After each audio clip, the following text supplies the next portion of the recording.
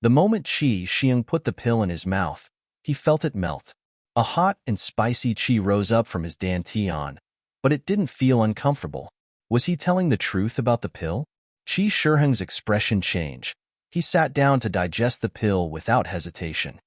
The moment Qi Xiang put the pill in his mouth, he felt it melt. A hot and spicy qi rose up from his dantian, but it didn't feel uncomfortable. Was he telling the truth about the pill?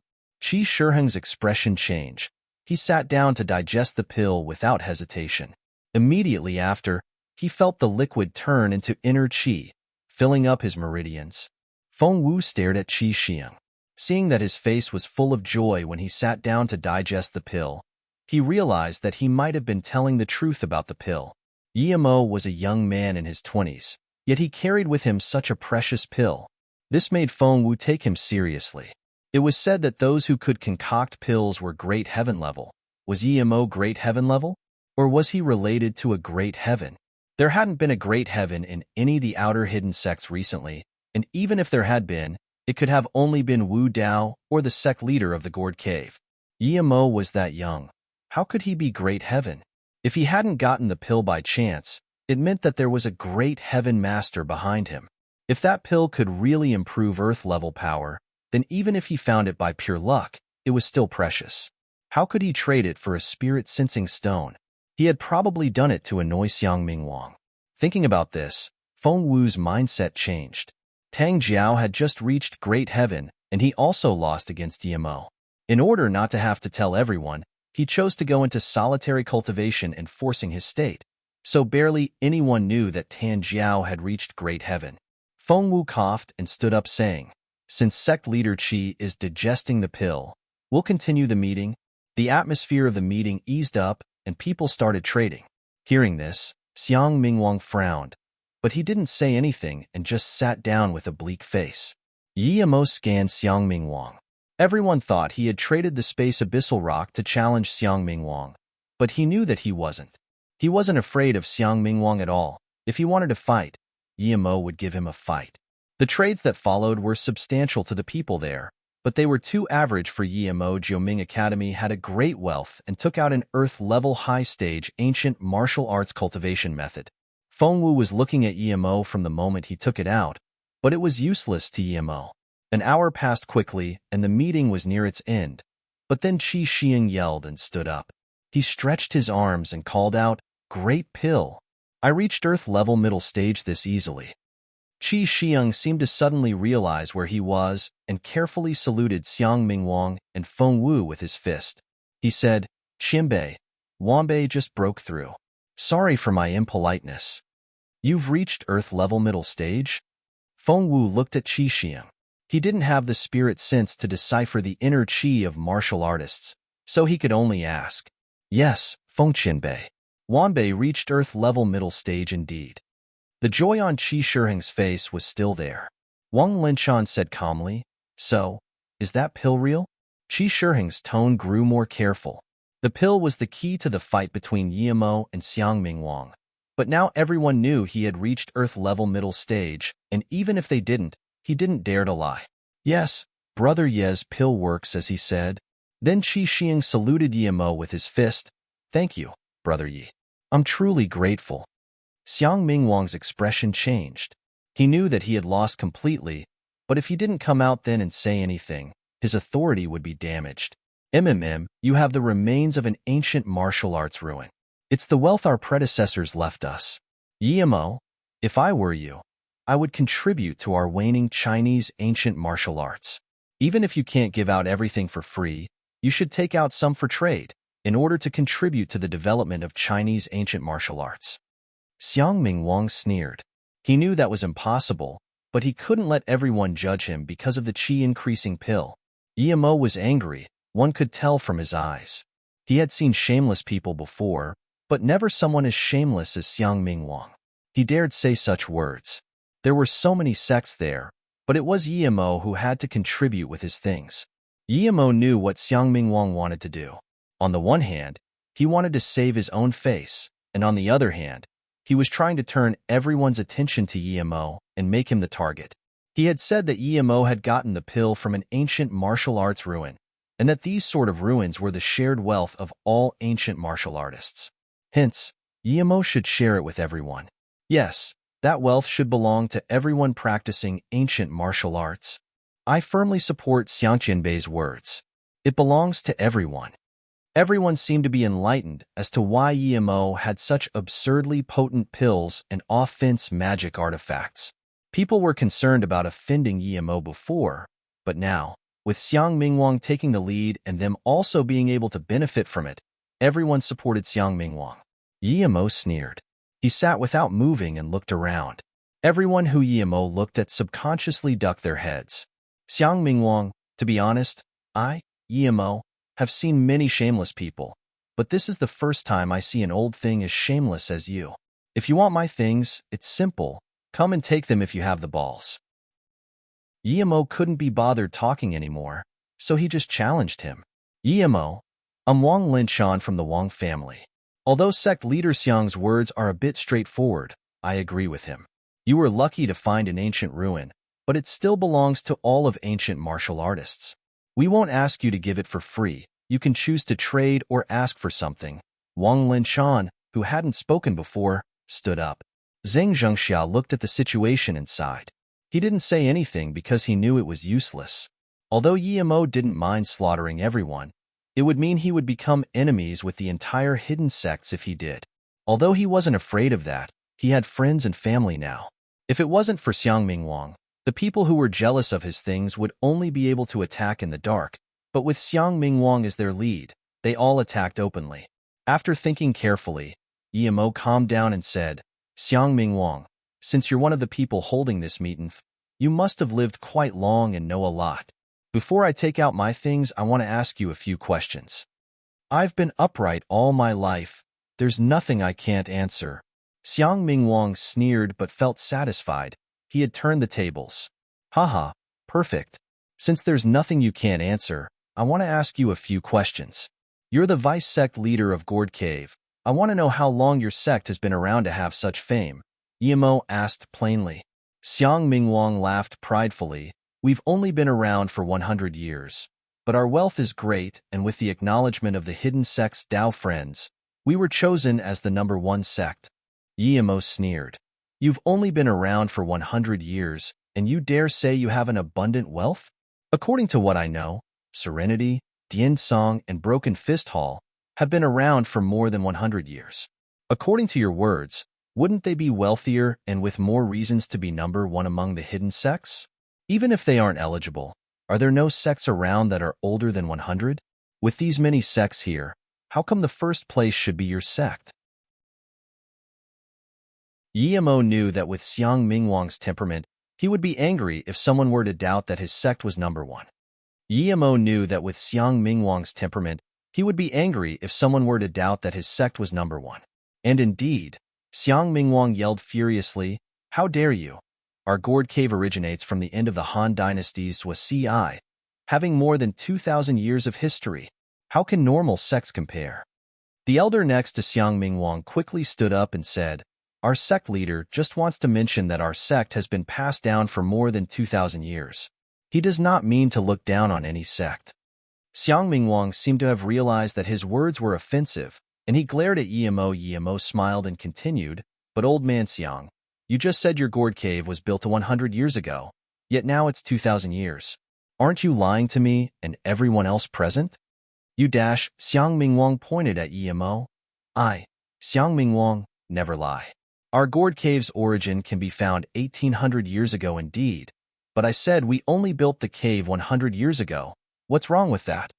Yemo shook his head. I don't know if it's right or wrong, but I can't understand. Xiang Mingwang knew that Yemo was intentionally saying that and laughed in anger. All right, I'll make you understand. 120 years ago, the first ancestor of our Gourd Cave found the ancient ruins of great ancestors was CI, and so he established a sect over at the Gourd Cave. These are all facts the people know of. Would I be lying about that? The other elder with Xiang Mingwang suddenly wondered about something. Why was Yemo asking about this? Before he could continue his thoughts, Yemo said again, Then, that's what CI must have passed on quite a lot of things, right? Xiang Mingwang sneered. That's our business. People were already starting to get what Emo was trying to say, but Xiang Mingwang was too agitated to realize. Emo sneered. So it was like that indeed. The hidden sects must all have been formed from what has been passed down. It was impossible to create a cultivation method by oneself. Okay, now that I heard sect leader Xiang's words, I feel greatly ashamed and admire his upright character. He's too right. Those who found ancient remains of ancient martial arts Qianbei should share it with everyone. Good thing I didn't understand too late, or I would really feel too ashamed to face my fellow Chinese ancient martial artists. Emo stood up and cupped his hands. I've already given out a dagger and a pill, yet I actually had very little heritage, far less than the Gourd Cave. Now that sect leader Xiang said that the Gourd Cave has been passed down for 2,000 years, he must be sharing much greater things with everyone. I'm very eager and excited to see for myself, and also give my deepest respect. I believe everyone here feels the same way. Then, Emo looked at Xiang Mingwang and said, Sect leader Xiang, it's now your turn to contribute what you inherited. I didn't expect to be able to get things from sect leader Xiang, but you now have my gratitude. Emo, are you playing with me? Do you think my sword is not sharp? Xiang Mingwang realized what Emo was doing and pulled out his sword again. Emo also stood up and stared coldly at Xiang Mingwang and said, So sect leader Xiang means to say that other people must contribute their heritage, but you get to keep yours? What's with this logic? I'm going to ask everyone here to be the judges. If everyone thinks that what sect leader Xiang has, he should keep to himself, yet what I get I should give to everyone, then I will have nothing to say. Everyone understood what Emo meant, but no one dared to come forward and say it. Emo laughed. Since no one is saying anything, it means that sect leader Xiang should also contribute your heritage then? Xiang Mingwang's face was green. He didn't expect to throw a stone and crush his own foot with it. This little bastard, very sly. Xiang Mingwang made up his mind to not let Emo go no matter what. Seeing Xiang Mingwang's face change without finding any suitable words to utter, the scene turned weirdly silent. No one wanted to talk at this time. Emo had forced Xiang Mingwang into a corner. The man sitting next to Xiang Mingwang whispered a few words in his ear, and Xiang Mingwang's expression calmed down. He looked at Emo sardonically and suddenly took out a bag that was next to him and said, You're right, we should contribute something. We've made up our mind to bring out everything we were going to trade, but can you bring out anything else? Emo's spirit sense had already scanned this bag.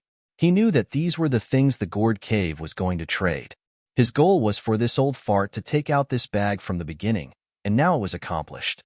Then, Emo looked at the bag next to him and worriedly grabbed it, muttering, I've already traded everything. There's only some pots left inside my bag. After saying this, though, Emo accidentally let everyone hear the sound of weapons clashing. Xiang Mingwang sneered, Perhaps people will like those pots. After all, they were passed down from our ancestors. How about this? We will both take out everything we have and put it on the table to trade with everyone here. Although he didn't want to trade, Xiang Mingwang felt it was worth it to make Emo trade all the weapons and pills in his bag. He wouldn't believe that Emo would carry a bag of pots here unless the kid was mad. Looking at Emo's bleak face, he knew that there was more of those weapons and pills inside. Emo had a troubled look on his face, but turned to Wang Linchan. Oi, Wang, I don't have to talk about the history of your Wang family. I'm sure everyone knows about it. Aren't you going to contribute to Chinese ancient martial arts like me and sect leader Xiang? Emo was bluffing. He actually didn't know whether the Wang family had inherited anything from Annie ruins. Hearing this, Wang Linchan's face changed. He still had 2/3 of his things in the bag left that hadn't been traded for anything he wanted. He would lose a lot if he took it all out. Xiang Mingwang was sure that Emo just didn't want to take out anything. So he said to Wang Linchan, Brother Wang, perhaps one dagger is worth everything. Wang Linchan immediately understood Xiang Mingwang's idea and realized that it would take just one dagger and one pill to earn back everything and then some. Thinking about this, he dumped his bag on the table. Emo's face looked even more bitter. It was clear that he wasn't willing. He put his hand in the bag as though wanting to hide something, but there was still the sound of weapons clanking and nothing else. With everyone looking at him, there were no tricks he could play. Everyone looked at Emo as though he was a clown. Wang Linchan cleared his throat and said, We took out our things. But if someone were to keep raising the price of their item and not let anyone buy it, wouldn't that make all of our previous words worth nothing? Yemo immediately stood up. It's your own property, so of course you get to decide the price. No, that would turn all of our discourse to waste. I think the price should be dash. Should be what? Why don't you just say it's free, that whoever wants it can take it? Yemo sneered. Okay, we'll do that. Since it's for the development of Chinese ancient martial arts, we should support it thoroughly. It wouldn't count as support if it wasn't free, Wang Linchan said. Yemo sat down seemingly helplessly and grabbed his bag tighter. If that's the case, do I get to choose first?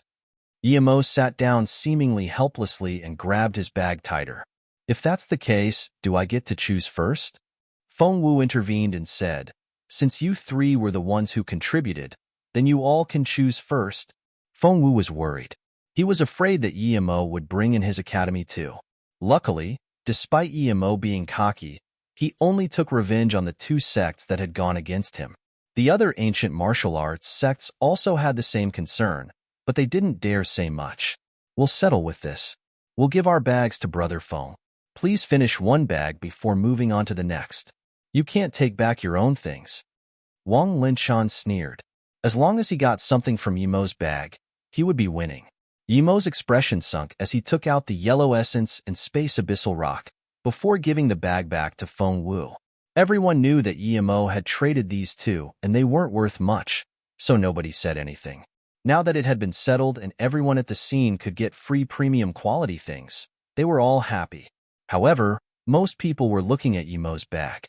After all, it had to be the most precious, and they were scared that the Wang family in Gourd Cave would hate them for taking their things. Xiang Mingwang's bag was taken out, and the things were put on the table. There were 3 bottles of Earth Spirit pills, 2 very good-looking swords, an Earth-level middle and primary stage cultivation method, and a wooden box with a fiery ore inside. Seeing this, Yemo rejoiced. This was an Earth Fire Essence stone. Although it wasn't much use to Yemo now, he could use it in the future for sure. And there were herbs but no spirit herbs. Yemo walked up, grabbed the Earth Fire Essence stone and said, if I skip this stone, it might make a big splash. Xiang Mingwang had a bleak face on and didn't seem to hear Yemo's words. Then, Wang Linchan took out an Earth Spirit pill. No one else dared to take Gourd Cave's things. After this, it was Yemo's turn again. He took the Earth Spirit pill and smelled it. Although the quality is bad, I guess I can feed my bird with it. Xiang Mingwang almost spat blood in anger. Seeing that no one dared to take his things and it was Yemo's turn again, Xiang Mingwang suddenly got up and said, everyone, please take whatever you want. I won't mind. Since Xiang Mingwang had already said that, everyone went up and the things were soon split between them. Wang Linchan's bag was open. Yemo just took out an Earth-level cultivation method and said, goodbye. Today's was a good meeting. Xiang Mingwang sneered. Your bag hasn't been opened yet. Don't you want to know who takes your things? He really wanted to see Yemo's face when everything of his was taken. Yemo waved his hand and said, it's nothing. I already told you that it's just some pots. Whoever likes it, he can take it. Then, Yemo turned away and left. Feng Wu's voice sounded, Yemo, if you're bringing someone to the tournament, you need to be at Duanding Mountain by 9 a.m. Seeing Yemo leave without even taking his bag, many people shook their head. Yemo was quite unlucky. He had lost so many good things for no reason, and he didn't even dare say anything. Wang Linchan's bag was soon empty. Feng Wu took out Yemo's bag and said, Sect Leader Wang and Xiang, please look at it first. Feng Wu took out everything in the bag. There was clattering, and after it was dead silent. Yemo had been telling the truth all along. There were no pills or magic artifacts in his bag.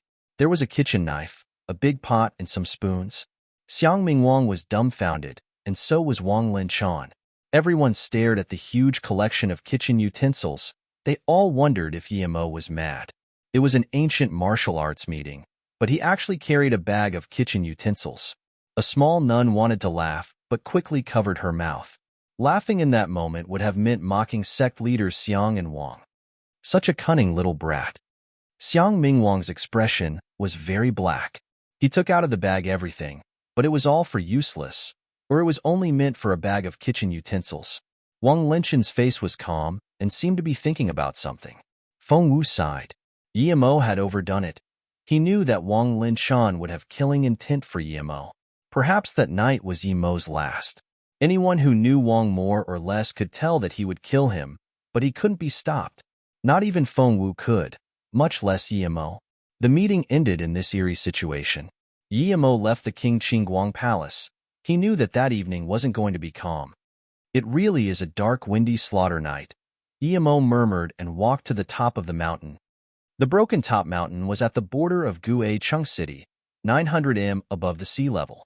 It was called Broken Top because it had no peak. It was like a pyramid sliced in the middle, so people liked gathering at the top for activities. But then, for some reason, it was sometimes haunted. There had been more than one case of possessions and death. It was even said that those who went to the top would die of a strange disease. So, less and less people went to the top. The government sent specialists there, and they said that there was a strange magnetic field that caused hallucinations. But no one believed it. As time went on, many people found that it wasn't just the mountain, but the entire city was haunted. However, it wasn't as severe as the Broken Top Mountain. Ghosts were very ethereal things. Many citizens feared it, but for the cultivators of the hidden sects, it didn't matter. Hence, the tournament was chosen to be held at the Broken Top Mountain. The reason Yimo had come there that late at night was because he knew someone was going to attack him. He wanted to find a place without anyone to disturb. Also, he wanted to see what kind of ghosts were lurking there. Walking near the mountain, Yimo felt a bleak wind blow past him. Something was wrong there indeed. He didn't take out his flying sword. He wanted to draw to him the person who wanted to kill him, so he needed to know what surrounded him. The ghosts Yimo had been in contact with were the ones cultivators controlled. The Nine Moon sect was an example. Without a certain environment, ghosts wouldn't be able to live long. The mountain didn't have the conditions for ghosts to exist there. How could there be ghosts? Thinking about this, a bleak wind struck his neck. It was rapid, but it had an eerie chi. Before he could think, Yimo dodged. He was surprised that his spirit sense hadn't been able to find where the wind attacked from. Just when Yimo wanted to find out the source of the attack, his spirit sense scanned Wang Linshan, who was coming rapidly. He didn't say anything. He just hacked towards Yimo with his sword. He was even faster than the bleak wind from before. Yimo knew that bleak wind wasn't from Wang Linshan. Bottom of Broken Top Mountain. Bottom of Broken Top Mountain, a 10 meters distance, meant nothing to Wang Linshan, and his blade arrived at Yimo's neck in a single breath's moment. Yimo seemed to be scooped up by the wind blade like a leaf as he dodged it. Wang Linshan didn't continue his attack. He looked at Yimo coldly. No wonder you're so cocky. You have some power indeed. But if this was all you've got, this place will be your grave. The pale moonlight was shining on Wang Linshan's sword, giving it an eerily white sheen. Yimo's face was calm and expressionless. He was thinking about another problem. Wang Linshan obviously didn't reach Great Heaven, so how come he's stronger than Tan Jiao who did? He also remembered Monk Wu Dao, who supposedly hadn't reached Great Heaven yet, had been on par with Yimo at Wuliang Mountain. Had Tan Jiao not reached Great Heaven? This was impossible too. Tan Jiao had definitely been at the peak of the Earth level before, so how could he not know whether he'd reached Great Heaven? Even if Tan Jiao had only just reached Great Heaven, and his strength hadn't stabilized yet, his power shouldn't be worse than a half-step Great Heaven cultivator. Was there some other reason to it? Yimo, do you know why I still haven't killed you? Wang Linshan's words broke Yimo's train of thought. Yimo smiled. Do you want my ancient martial arts cultivation method? Or is it that you want to introduce your wife to me? Sorry, I don't wear worn shoes. You're asking to die. Wang Linshan sneered but still didn't attack despite Yimo's provoking. I, Wang Linshan, have been dominating for decades and killed countless men. How could a mere brat like you understand my intentions? Although you're a little smart, there's no need to play your tricks in front of me. You are a bit right, though. If you give me what you got from the ancient martial arts heritage site you must have found, I will let Beijing's family live. I will take your business in Flowing Snake, however. Other than that, I heard you have a beautiful wife. I won't kill her, but I will keep her by my side. Of course, you can reject, but even if you do, I have ways to make you talk, and if you make me use them, everyone related to you will be dead, Wang Linshan threatened coldly. Yimo suddenly emitted an intense killing intent. He had just been planning on killing Wang Linshan and the people he brought originally, but now, he had to annihilate their entire family. His principle was, whatever you want to do to me, I'll do to you. What? You want to resist? Wang Linshan sneered. Do you think you can talk big with me just because you killed some trash from the Hilu sect? Young man, I can only confirm that the insolent are indeed fearless. Yimo suddenly took out a short sword and said calmly, I underestimated you before, but now I guess that you probably knew the things in my bag are fake. Only you saw through it. I really didn't expect this. I won't be able to sleep if I don't kill someone like you. Yimo thought of Dongfang Shi. This Wang Linshan gave him the same feeling of discomfort as that Dongfang Shi. It was as though he were a snake. From Wang Linshan words, Yimo could guess that he had already known that the bag was fake, yet he had still taken his things out. If Wang Linshan didn't say that he had been playing tricks, Yimo still wouldn't have known that Wang Linshan had seen through his gimmick. At this moment, Yimo understood Wang Linshan's intentions. He wanted people to think that he killed Yimo out of anger, and since his things had all been split up, it was natural that he take over Flowing Snake after Yimo died. Yimo didn't expect this man's calculations to be this deep. Compared to Wang Linshan, that Xiangming Wang was an idiot. Wang Linshan said expressionlessly, Yimo, you're wrong, you're too young. I can tell from your expression that the bag was fake, but I'm sure that I wasn't the only one to notice it. What I succeeded in, though, was that I didn't let people see that I know about it. Anyway, enough of that. Yimo, I'll give you 3 seconds. If you don't speak up, I can only force it out of you. Yimo thought about what he did wrong. He had given out the dagger and pill casually, but when they asked for his bag, he acted too stingy. That's what gave him away. Thinking through it, Yimo laughed. Good, Wang Linshan, you taught me a lesson today, but even then, I won't let you go. I have promised to kill all who threatens me.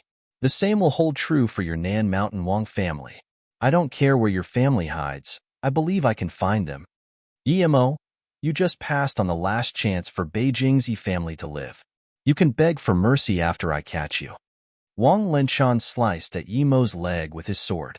Yimo didn't use his flying sword and just blocked the slice. Clank, there was a crisp sound as Yimo was blown away like a leaf. Wang Linshan dazed around for a moment.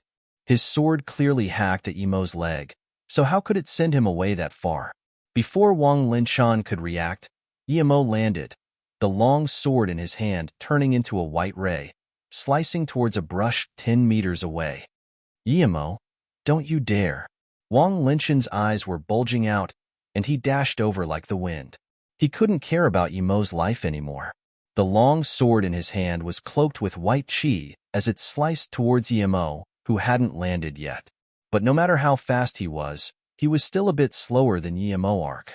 Howls of pain sounded as blood splurged. Clank clank, after multiple clashes, Yimo fell to the ground and was sure that Wang Linshan was indeed stronger than Tan Jiao. 2 shabby figures came out from the brush, though.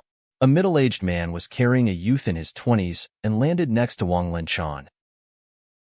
The middle-aged man looked at Yimo, as though he was going to turn Yimo into ashes with his eyes before looking back to Wang Linshan and crying, Family leader.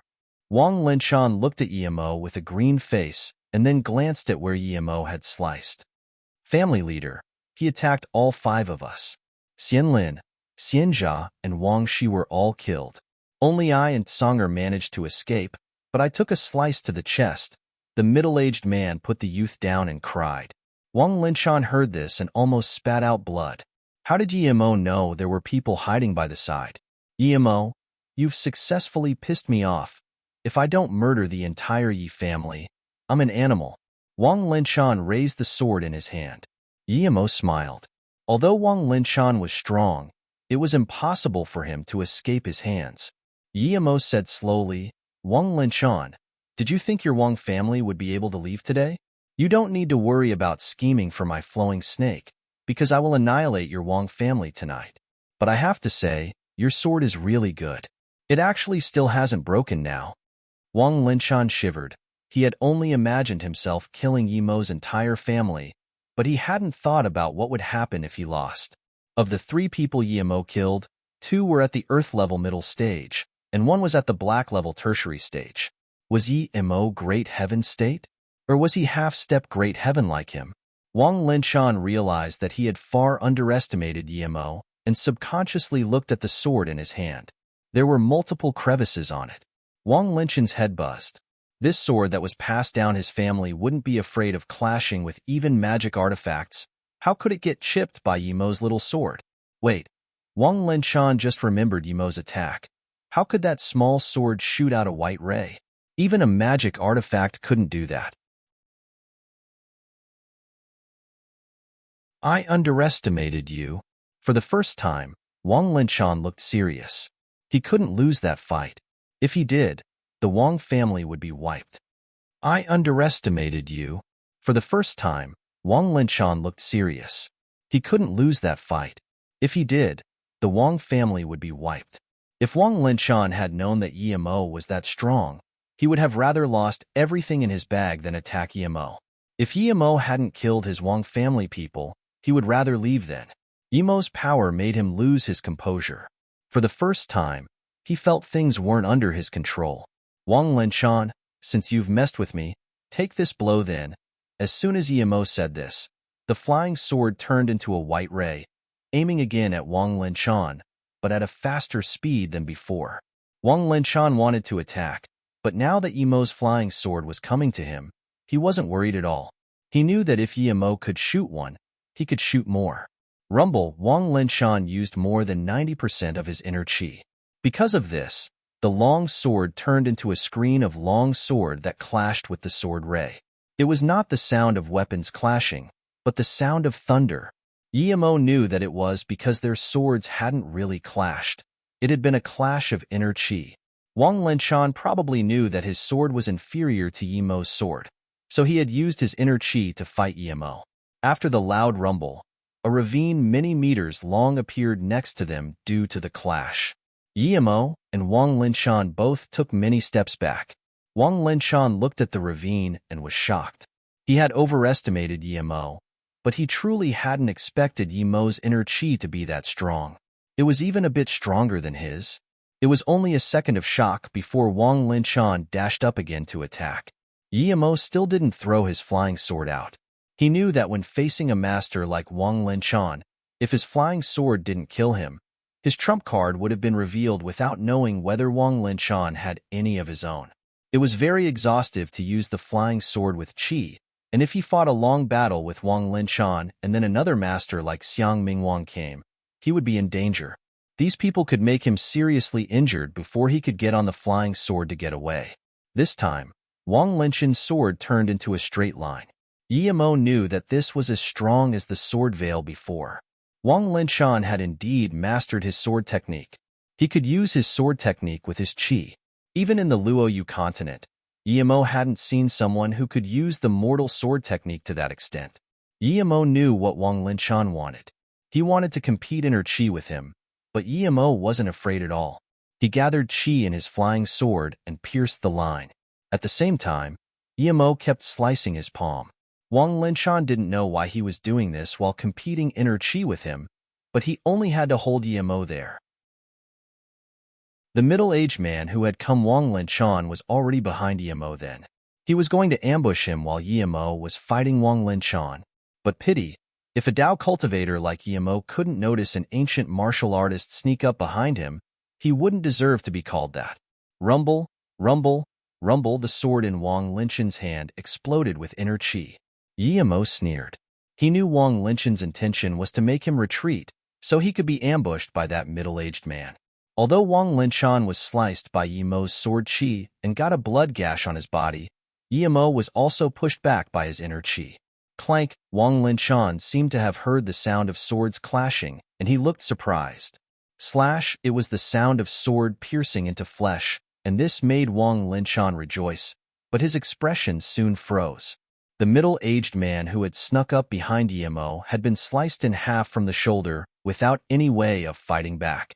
The first clank had been the middle-aged man discovering his wind blade, which he had blocked with his sword chi, but he didn't manage to block the second and third one, so he had been sliced in half. Guillermo knew the drawbacks of his fireball and wind blade. They were easily discovered by people with high power. After all, his power was too low. Before the fireball was released, they could feel the heat. Even if he did shoot it, it could still be dodged. It would just be a waste of chi. The stronger someone was, the easier for them dodge it. This middle-aged man was Earth-level tertiary stage. If he hadn't tried to sneak up on Guillermo, it would have been harder for the wind blade to hit him. Of course, if Guillermo had essence chi pills, he could keep shooting wind blades and fireballs. Like that, even if the opponent was strong, he would be killed eventually. But against Wang Linshan, he couldn't use that. If he used up all of his chi and still not be able to kill Wang Linshan, it would be his death. Moreover, even if he had essence chi pill, he didn't want to waste it like that. An inner chi forming sword? You're at that stage, are you great heaven? Wang Linshan looked at the man who was killed. It had happened while he had been trying to keep Guillermo distracted. He couldn't keep calm any longer. His face went pale and the veins in his arms popped out. Seeing Guillermo having no intention of replying to him, he said, "Is it your trump card? Why didn't you use it against me?" From Wang Linshan's perspective, it was very hard to dodge that wind blade. If Guillermo had used that against him, it wouldn't have taken long for him to be defeated. Guillermo sneered. He knew that it looked strong, but Wang Linshan would have been able to dodge it for sure. It would just be a waste of chi, and in the end, Wang Linshan might really be able to get away. Seeing Guillermo still not replying to him, Wang Linshan said as he raised his sword slowly, "This was the third time I underestimated you, Guillermo. I won't anymore. Now die." With a slash, the sword emitted thin rays. Wang Linshan also spat mouthfuls of blood. He was using up his potential to use that attack, and it hurt him quite a bit. Guillermo was sure that if he didn't have spirit sense, he wouldn't have been able to see those thin rays. Rumble as the rays clashed with Guillermo's chi. They exploded, creating many airflows. If they had been average ancient martial artists, they could have only dodged, or they would have been grinded into mincemeat because of the chi. It was impossible for Guillermo to fly in that situation. At that moment, Guillermo finally realized that he also underestimated this Wang Linshan. He was at the same level as Wu Dao. He was the stronger than Xiangming Wang and Feng Wu. He had really deep. If he hadn't underestimated Wang Linshan, he could have flown up and not been in that chi-exploding environment. But that way, Wang Linshan would know his trump card, and if Wang Linshan knew he could fly, he would run for sure. If Wang Linshan wanted to run, he could keep up with him, but it would take time to kill him. If he ran to Xiangming Wang and Feng Wu, Guillermo would have no chance of killing him. Guillermo also used 90% of his chi, while the sword in his hand emitted an aura the size of a door and bursted out. In the huge collision, Guillermo was sent flying away more than 10 meters before landing. He wiped the blood from his mouth. He sustained multiple injuries. He knew that with his battle tactic he wasn't going anywhere. He had overestimated Wang Linshan, but he still underestimated him. If Guillermo knew Wang Linshan was that strong, he wouldn't have fought like that and taken damage for no reason. Guillermo knew it had been because he had kept his spirit sense on the bleak wind, and that distracted him. Despite this, Wang Linshan was far more injured than him, and Guillermo was sure he couldn't use that move a second time. "Guillermo, I admit you're strong and I'm no match for you, but it's not easy for you to kill me. I swear I will get revenge on this." Wang Linshan was far more shocked than what he showed, seeing that Guillermo was only lightly injured after the clash. "Really?" Guillermo sneered and suddenly raised his long sword, as it turned into a white ray aimed at Wang Linshan's throat. "Small trick. Let's see how much power you have without your sword." Seeing Guillermo throw out his sword, Wang Linshan's expression was happy. He was concerned about Guillermo's sword, but Guillermo had thrown away that advantage. If he was going to be hit with an attack like that, he wouldn't be Wang Linshan. But Wang Linshan could only enjoy this for a moment before his smile froze. As Guillermo's sword was about to be blocked by his, it suddenly swerved at an impossible angle and pierced into his Adam's apple. As Guillermo's sword was about to be blocked by his, it suddenly swerved at an impossible angle and pierced into his Adam's apple. Wang Linshan's sword fell to the ground as he looked at Emo in disbelief. So this is your trump card. I underestimated you a fourth time. Wang Linshan's eyes lost their color. He was really unsatisfied. He brought the Wang family to the tournament and now he lost everyone. Suddenly, he seemed to have thought of something, and he opened his eyes for one last time. He pulled out a triangular object and desperately said, Wang family sealed the mountain for 50 years. As soon as he said this, he threw the object out and pierced it into the young man the middle-aged man had saved. Then, Wang Linshan died. Even Emo didn't expect this Wang Linshan to be so decisive as to not leave anyone alive before he died. With him killing this youth, everyone of the Wang family who came had died. This youth would have never expected the family leader to kill him. He was the greatest genius of the Wang family and was black-level tertiary stage at the mere age of 25. But no words left his mouth now. His eyes went cold just like Wang Linshan's, and he died. From the beginning to the end of the fight, Emo hadn't found that bleak chi. It was as though after that first clash, it had disappeared. Emo decided to stop investigating this mountain. He sincerely felt like he had underestimated the masters of the world. If, a few hours earlier, he had fought with Xiangming Wang, Feng Wu, and Wang Linshan together, victory would have truly been uncertain. They were all part of the 6 great sects, but Wang Linshan's power was this high. Dian Song and He Lu were too weak. Although Emo knew that it was only Wang Linshan that was this strong in his sect, this still raised alarm bells for Emo. Wang family was ranked 3rd. So what about the 1st and 2nd? And what about the sect leader of the Gourd Cave that was in solitary cultivation, and the sect leader of Jiuming Academy? One could imagine that Tai Yi of the inner hidden sects would be much stronger than these few outer hidden sects combined. It would be unlikely that Emo would be able to make it out alive if he went to Tai Yi for revenge now. For the first time, Emo considered his strength properly. China had a long history and all sorts of masters who all pursued higher states and didn't care about mortal affairs. No wonder the government felt threatened by the hidden sects. They had frightening power indeed. The hidden sects wouldn't let their greatest master join the Heaven Squad. Tan Jiao had reached Great Heaven but was still weaker than Wang Linshan. There had to be some reason for that. Emo burned the bodies with fireballs and dumped the weapons on the ground into a ditch before burying them. If he hadn't damaged Wang Linshan's sword so severely, he would have taken it, but now, he had no interest for it. After all this, Emo hopped onto his flying sword and headed to the Xia Hotel. It was 3 a.m., but Emo found that Han Yin still hadn't gone to sleep. She just sat in the room worriedly looking outside. Han Yin, you have a tournament today. Why aren't you sleeping? Emo walked into the room and asked. Brother Yi, you're fine? That's great. Han Yin immediately stood up in joy. She had decided to go find Emo as soon as it was daylight. If Emo didn't come, she wouldn't go to that tournament. She knew that to the hidden sects, killing didn't mean much. Emo asked curiously, what could have happened to me? Han Yin answered with red eyes. In the morning, someone called Gai Chung came, making me give him and his disciple the sweet. He was about to attack and said you won't be coming back and that perhaps by tomorrow morning, I would be finding your body. Just as he was about to force me out, sect leader Zheng Zhengxia came. He yelled him away and stayed here for 2 hours before going. He told me that you'd offended sect leaders Xiang and Wang and told me that if you didn't return before morning, I should leave this city immediately. It seemed that quite a lot of people knew that Wang Linshan was going to kill him tonight, but before he could even die, these people had already come. If something did happen to him, what would be of the people who followed him? Who is that guy Chung, and where is he staying? Emo asked. Han Yin said, sect leader Zheng said he was a doctor who got into ancient martial arts by chance and knew the Wang family. The reason he could come along this time was due to the Wang family. He's staying Yuanchang Hotel. Emo nodded and said, okay, wait here for me, I'll be back soon. Han Yin saw Emo leave and knew that he was going for Gai Chung. She wasn't worried about this as sect leader Zheng had said that he was at most at the Earth-level primary stage. Han Yin relaxed a lot after Emo came back.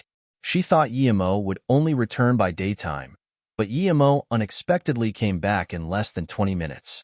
Brother Yi, I thought you'd gone after that Gai Chung. Han Yin still felt relieved after seeing Yimo return despite knowing that Gai Cheng was no match for him. Yimo only smiled. He didn't tell her that he had already killed Gai Cheng and his disciple and just asked, "How are those few moves I taught you coming along?" "I just learned one and can barely use it." Han Yin thought that this sword move Yimo had taught her was quite substantial. Yimo nodded. You have a tournament tomorrow, so go to sleep. I still have some business." After Han Yin went to sleep, Yimo then sat down to recover his wounds. Although Yimo wasn't seriously injured, he didn't dare be careless now. Even though he really wanted to go annihilate the Wang family now, he didn't know where Nan Mountain was. It was 7 a.m. when Yimo walked out with a refreshed spirit. After one night, his wounds had all healed, and he had managed to grasp a sword move from Wang Linchen's sword technique. It entailed using the sword ray to envelop the inner qi and explode sword qi outwards in order to attack the enemy. This move used too much qi though, so he couldn't use it casually. Han Yin looked at Yimo's back and suddenly had this feeling that Yimo was 10,000 miles away from her. It was as though Yimo would fly into the clouds at any moment. This feeling was very weird. "You're awake? Go wash yourself first, and then we'll go to Broken Top Mountain together." Yimo turned to her and smiled. Han Yin felt relieved. After Yimo turned back his head, that feeling was gone. Yimo had returned to that normal person she knew. "Brother Yi, haha, I knew you would be fine." A hoarse voice sounded. Yimo didn't need to turn his head to know that it was Zheng Zhengxia's. Yimo brought him into the yard area of his suite and sat down before saying, "Thank you, Brother Zheng, for last night. If you hadn't come, Han Yin would have gotten hurt." Zheng Zhengxia waved his hand casually and said, "Piece of cake, that Gai Cheng is nothing, but he does know the Wang family. I thought Wang Linchan would come after you, but I didn't expect him to let you go last night." From his point of view, if Wang Linchan went for Yimo, Yimo wouldn't be sitting here. Yimo smiled and asked casually, "Brother Zheng, have you ever heard of where the Nan Mountain Wang family is located?" Zheng Zhengxia didn't understand Yimo's meaning and just sighed. The most hidden aren't actually the Gourd Cave nor Jiuming Academy, but the Nan Mountain Wang family. It's said that the heritage they received is called the Nan Mountain, which is right beneath one's feet. It means that no one knows where it is, and no one knows how strong it is. Then, Zheng Zhengxia seemed to have realized something, and he stood up abruptly, looking at Yimo in disbelief. "Has Wang Linchan already come after you? Did you kill him?" Zheng Zhengxia couldn't believe it, but why else would Yimo be asking where the Wang family was? "Has Wang Linchan already come after you? Did you kill him?" Zheng Zhengxia couldn't believe it, but why else would Yimo be asking where the Wang family was? It wasn't rare. The hidden sect's code was to either not attack, or attack and kill them all. Yimo smiled. "That's right. He wanted to kill me, so I had to kill him first, but I didn't leave anyone alive. I've never heard of this Nan Mountain, and I thought, since you're all a part of the hidden sects, someone would know where it is." Zheng Zhengxia was even more shocked that Yimo could admit it. It seemed that it was true what they said about Yimo annihilating the He Lu and Diansong. He had thought that Yimo wasn't bad, but a little worse than him. Now, he didn't dare think like that. Although he was Earth-level tertiary stage, Wang Linchan perhaps only would have needed a few moves to kill him. Yet, Yimo had managed to kill Wang Linchan and all of his men. Had he really reached the legendary Great Heaven? Are you Great Heaven state? Zheng Zhengxia was upright and straightforward, but he wasn't dumb. It was shocking just to say it. A 20-year-old Great Heaven master? Yimo hummed for a moment. He thought of Tanjiao. Since he could defeat Tanjiao, he should be counted as Great Heaven, right? But then he thought of Wang Linchan and Wu Dao. If Great Heaven meant to be only a bit stronger than halfway Great Heaven, it couldn't be called Great Heaven. Moreover, Tanjiao was far weaker than those two. Thinking about this, Yimo shook his head. "I probably still have some way to go before Great Heaven. I don't know how much exactly, but I'm not afraid of Great Heaven levels." Yimo wasn't bluffing. He could fly on the flying sword and control it telekinetically. Even if he had to face a Great Heaven, he would only need to be careful. If he couldn't win, he could always run away. But he had never met a real Great Heaven master, so he didn't know how big the difference was.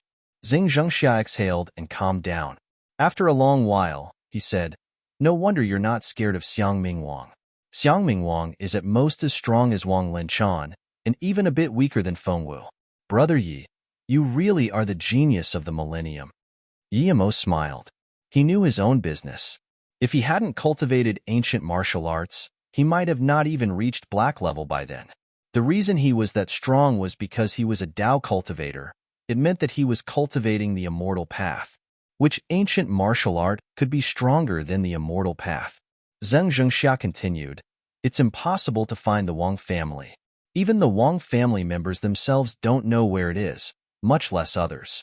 I suspect that Xiangming Wang and the others wouldn't know either." The Wang family always keeps a low profile and only brought 2 members for the tournament this time. Yi Mo sighed. "Doesn't Brother Zheng live here?" Yi Mo couldn't find Zheng Zhengxia with his spirit sense that night, so he asked. Zheng Zhengxia nodded. "None of the 6 great sects live here. They live at a government-provided place. Brother Yi, the tournament starts at 9 a.m. I came to see you mainly. Now I need to go back and prepare. This time, our 36 Rivers sect has 4 disciples participating. It's my honor to meet someone like you, Brother Yi." Yi Mo immediately said, "Brother Zheng is a truthful person. No one dared to speak up for me, but you did. Brother Zheng, I take you as a real good friend." "All right. My 36 Rivers is at the Duanheng region. You're welcome to go there," Zheng Zhengxia said happily. Yi Mo nodded and said, "But the reason I invited Brother Zheng over is because of your internal injuries. If I'm not wrong, your internal injuries are very serious. If it's left untreated, you can only last 3 to 5 years. Brother Yi, you can tell I have internal injuries?" Zheng Zhengxia stood up in shock. He wasn't afraid of death, but he was afraid that there was no one strong enough to take over the 36 Rivers. If he died, they would fall from the 5th spot. Yi Mo smiled and took out a pill. "This is a Lotus Life pill. Your injuries will be cured after you eat it." "A Lotus Life seed? Is that the Lotus Life pill sold at the Shixia temple that cured Miao Quan's internal injuries?" Zheng Zhengxia said in shock. Yi Mo nodded. "That's right." Zheng Zhengxia took the pill solemnly and said slowly, "Brother Yi, it really is my luck that we can be friends. I know that Miao Quan searched everywhere for the source of the pill, but the U Association didn't dare say it. I really didn't expect it came from you. I know this pill is very expensive, and it can't be found in the market. I'll take it. If there's anything Brother Yi needs, just tell me. I'll do it at all costs." Yi Mo patted Zheng Zhengxia's shoulder and said, "Since we're friends, there's no need to say such things. Brother Zhang still needs to bring your sect disciples to Broken Top Mountain. I won't delay you anymore. We'll meet up there." Yi Mo didn't need to use the Lotus Life pill to cure Zheng Zhengxia's injuries. But firstly, it would cost too much time and qi. Secondly, since they were friends, one pill didn't matter. After Zheng Zhengxia left, Han Yin finished washing herself and they walked downstairs. When they went to the 8th floor, there were already a lot of sect leaders and elders coming out. Many were obviously surprised to see Yi Mo come out unscathed. Those who knew Yi Mo still came up to greet him. Xia Changtian and Yu Tao were even more shocked, but they didn't show it at all. Han Yin sighed. If she had come by herself or with her master, they wouldn't have had a place to talk and they would have had to let others enter the elevator first. It was a different story following Yi Mo. No one dared to go in first. It was only Yi Mo and her who entered the first elevator. This was power. Society was all about power. Yi Mo didn't mind at all. He was too used to it. When he had been at Luoyu before, he needed to be like that too. When Yi Mo and Han Yin walked into the main hall, Wang Xie was already there waiting for them. He quickly brought them to a special dining room and told Yi Mo that the car was ready. The previous night, Broken Top Mountain had been bleak and cold, but now it was vibrant and boisterous. Cars kept coming to the bottom of the mountain, as people in different clothes from various sects headed to the mountain. Other than some who had special connections with the hidden sects, most people couldn't come. The top of the mountain was around a quarter square kilometer. It had already been cleared out. In the center, there were 2 huge fighting stages. Seats had already been placed around it. There were around 7,000 to 8,000 people there. Yemo estimated that most of the mortal people there were those who helped the hidden sects do business. Although there were squads to maintain order, the guests were obviously well-mannered and weren't fussy with their seats. The scene wasn't chaotic at all. Guang Han's sect's status was very low. They only had 2 seats, and they were at the back. When Yemo brought Han Yin to the site, they were brought into the 36 Rivers region by Xing Zhengxia, who had been waiting for them. "Brother Yi, you can sit here. I'll have someone take Miss Han to sign up. Also, I'll help you get a conductor position for the tournament," Xing Zhengxia said. Yemo smiled. If I conducted the tournament, that old fart Xiang Mingwang would definitely not agree. Moreover, I'm not interested in that. I'll just sit here. Han Yin, go sign up first. I'll have a look around here. After Han Yin left, Xing Zhengxia had to leave, because he needed to conduct the tournament. But Yemo obviously had high-quality service in that area, constantly having a waiter by his side. Yemo saw that the place to sign up was quite chaotic and it would take an hour to settle things. But he wasn't worried. He had 2 main goals there. One was to bring Han Yin to the tournament, the second was to see where that spirit well was. In order to not make things hard for Xing Zhengxia, he didn't ask him. In that same moment, Xiang Mingwang had a bleak expression on his face as he asked, "How come sect leader Wang still isn't here?" His tone was obviously unhappy, since Wang Linshan obviously had taken everything for himself the previous night. Despite knowing that Wang Linshan would share something when he arrived that day, he still wasn't very happy. "Brother Xiang, I fear that sect leader Wang might never return," Fengwu spoke in a low tone. After saying this, his eyes narrowed.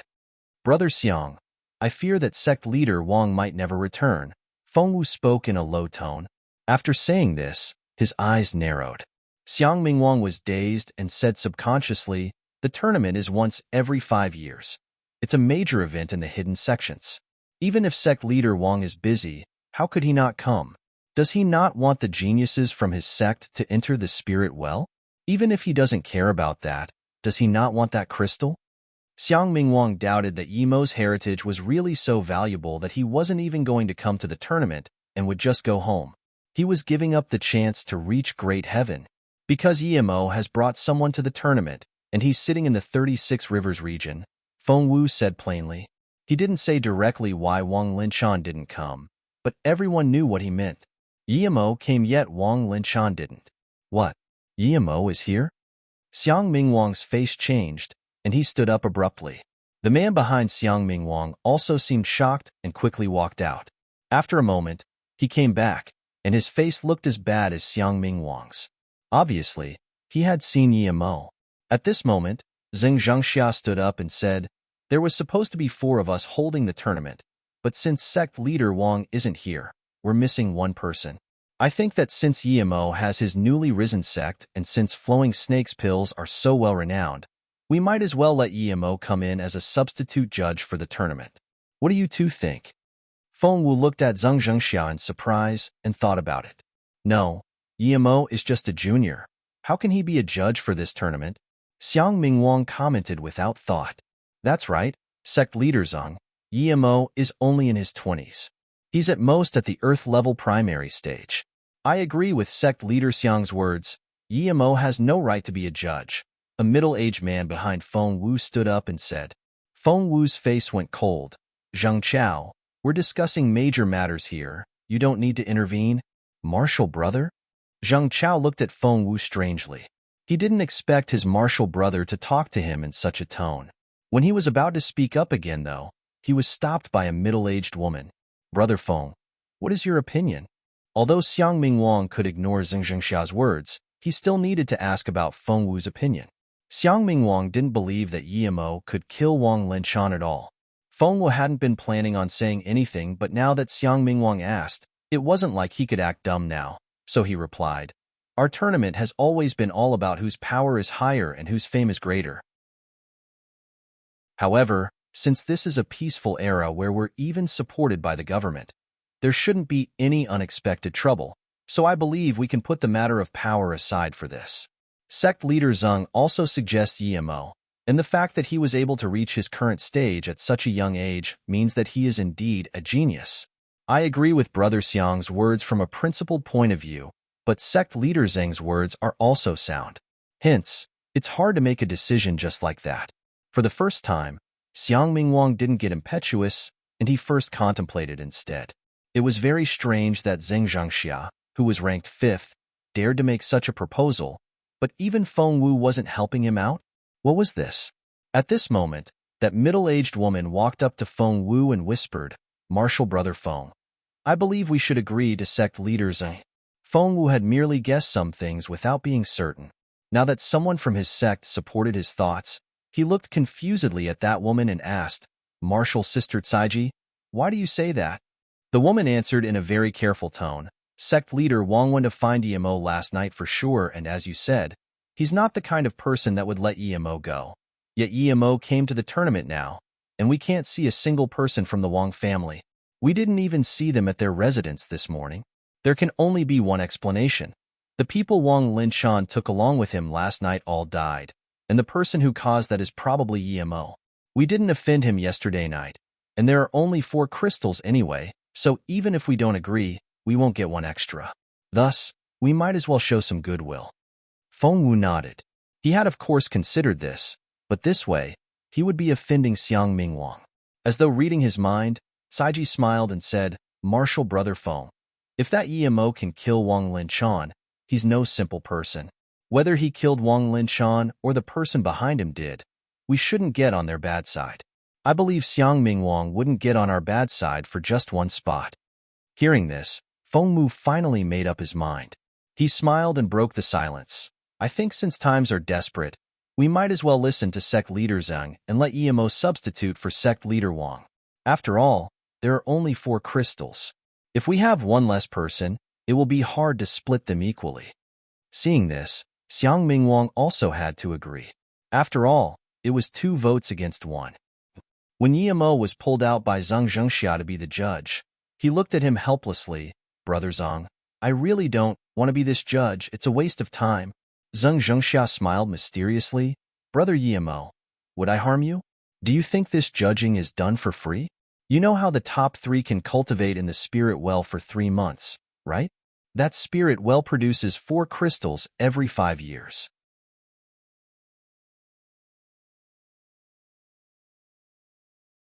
Yemo had seen these 2 girls before. One of them was the woman whose arm Yemo had cut off after he had just left the desert. That woman had come with her master to the auction last time. Her hand had been reconnected with the rest of the body. Yemo had seen these 2 girls before.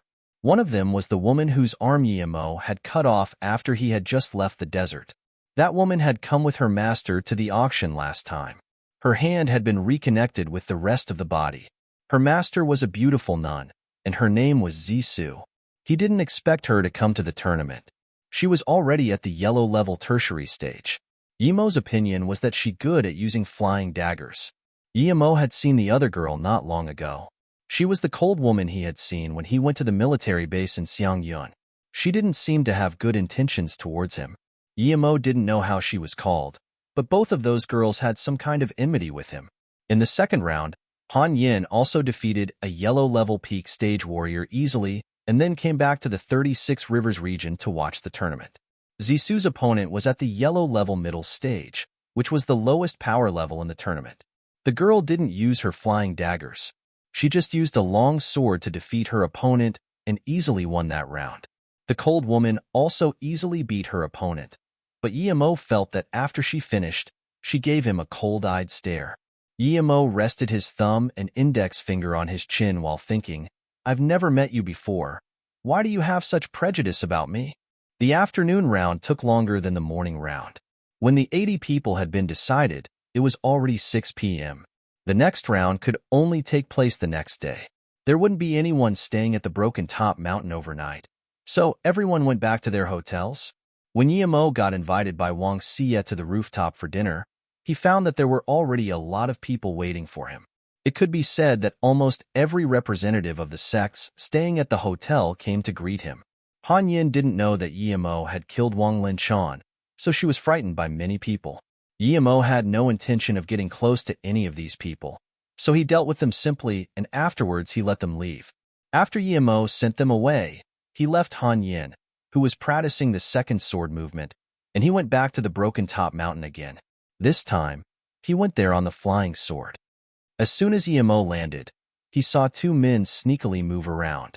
He was already at the foot of the mountain. Emo was dazed. Everyone knew that the place was haunted. Why would they come there in the middle of the night? It took Emo just a moment of hesitation before he found out that there was actually another person behind those two. Soon, Emo knew that those two had no cultivation, and what they carried were tools for raiding tombs. Emo shook his head. Those two tomb raiders didn't want to live. But when Emo saw the person behind them, he was even more shocked. It was that cold woman. What was she doing there at that time, following two tomb raiders who had never cultivated before? Emo went near them in invisibility mode and watched the two tomb raiders as they carefully stepped into the depth of the mountain. Emo was very confused. Since they were used to raiding tombs, they shouldn't have chosen these days. It was the hidden sects tournament. There were a lot of people. Area, why do I feel that this place is colder and eerier than other places? I don't feel comfortable. There won't be any problems, right? The shorter man shivered and said. The man called Area was slightly taller and seemed a lot more astute than the shorter man. He replied quietly, Gang Hu, we can only do it these days. The Broken Top Mountain is no ordinary place. Do you think we're the only ones who know about this place? I'm sure others do, but why don't they dare come? It's because the Chi here is too strong. These last days, the government seems to be running some event at the top, so there are a lot of people. You saw during the day as well, there were about 10,000 people at the top. With that many people, the Yin Chi must be intense and it's thinning down the Yin Chi. This is our best shot. After this, there won't be anyone coming here again. After the Yin Chi will gathers, we won't have any chances at all. Gang Hu nodded and said quietly, if this really is Yuan Tiangong's descendant's tomb, then perhaps we can change our business to feng shui after this. Emo couldn't help but agree with Arya's logic, yet they didn't know that the Yin Chi there wasn't natural. It was someone's doing. Once Emo heard about Yuan Tiangong's descendants, he started to get interested. Yuan Tiangang was a fortune teller and a feng shui master. Perhaps there would be something useful to Emo there. So naturally, Emo followed the three of them. Arya and the others kept walking for nearly an hour. When Arya reached a slope, he took out a measuring device and looked around for a long time, before stopping at a spot. Is it here? Gang Hu saw this and asked. It should be here. Arya put down his bag and took out a Luoyang spade. He assembled it in a few seconds. Arya, I feel scared. This time something doesn't feel right. Gang Hu tucked in his neck and said worriedly. Arya cursed, useless. It's not the first time we're doing this. If this really is his tomb, then this will be our last job. You must remember not to fear in moments like these. Only then can your Yang Qi stay intense. And I'm sure we won't be able to finish making the raid hole today. We will need at least 3 days. The two spoke as they dug. Emo had to commend them. They had no cultivation yet they still dug very fast. They cooperated very well together. Emo noticed that the cold woman was hiding on the side, but she wasn't going up. He didn't know what she was thinking. Perhaps she wanted to earn money out of those two, or she was interested in the potential knowledge hidden in this tomb. An hour later, Arya crawled out and set up a pipe bomb. Then they ran away a bunch of meters from it. There was a low bang, and the pipe bomb actually blasted out an old raid hole. Someone had already been there long ago. But Emo's spirit sense soon found that the hole hadn't been made all the way it through. 2 bodies laid inside the raid hole. For some reason, those 2 had been trapped here. Arya and Gang Hu took the torch and ran inside. After a while, Arya yelled in joy, Huzi, we're lucky this time. There's an already dug raid hole, but it's not fully opened. We just need to dig a little more. 2 Chimbe died in here. Huzi, get me 2 black donkey hoofs, in case there are undead is inside.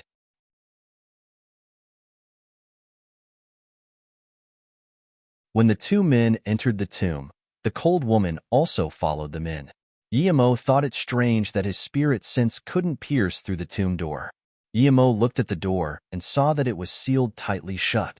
With his current spirit sense, he could penetrate 20 to 30 meters into dense earth. If the ground was made of sand, he could pierce through nearly 100 meters. This door was probably made from granite, and was much thicker than the one at the Nine Moon Sect. Yemo also followed them in. When the two men entered the tomb, the cold woman also followed them in. Yemo thought it strange that his spirit sense couldn't pierce through the tomb door.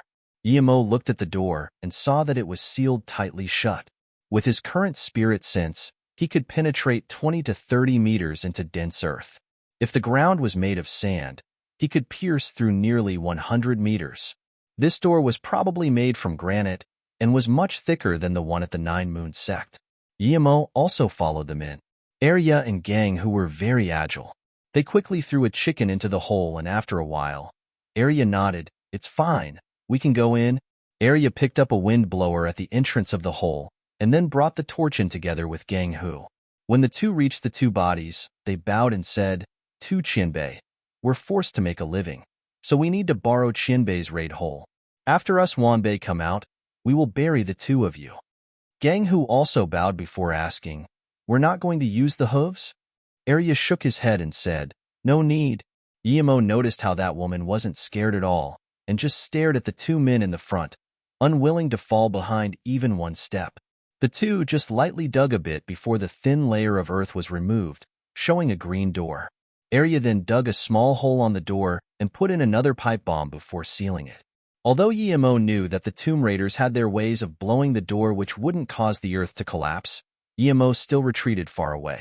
If this place did collapse, it would cause him a lot of effort to get out. He didn't want to be buried under the earth. Luckily, Arya's skills were good, so a bang later a big hole was blasted into the door. Arya then carried the air blower and threw the chicken inside. After a while, Arya saw that the chicken was fine and turned off the blower as he carefully went in with Gang Hu. That cold woman had arrived at the door at this moment, but she didn't go in and just watched Arya carefully. Yemo sent his spirit sense in and discovered that this was more like a stone room rather than a tomb. In the middle was a coffin, and a black crescent-shaped thing was carved into the wall. Arya scanned the room and appeared to be disappointed. He didn't seem to have found what he'd expected. "Uzi, light up a candle at the southeast corner and then come help me," Arya said, before he pulled out a black donkey hoof and walked closer to the coffin. He put his finger on the lid and knocked on it, trying to confirm what material it was made of. At this moment, Gang Hu just finished lighting up the candle before also coming over. "Arya, I feel like there's less qi inside of here than on the outside." Stop saying useless things and come help," Arya said casually. Although Yemo didn't go in himself, his spirit sense managed to scan an old man in his 50s rotten body. The old man had worn very expensive clothes.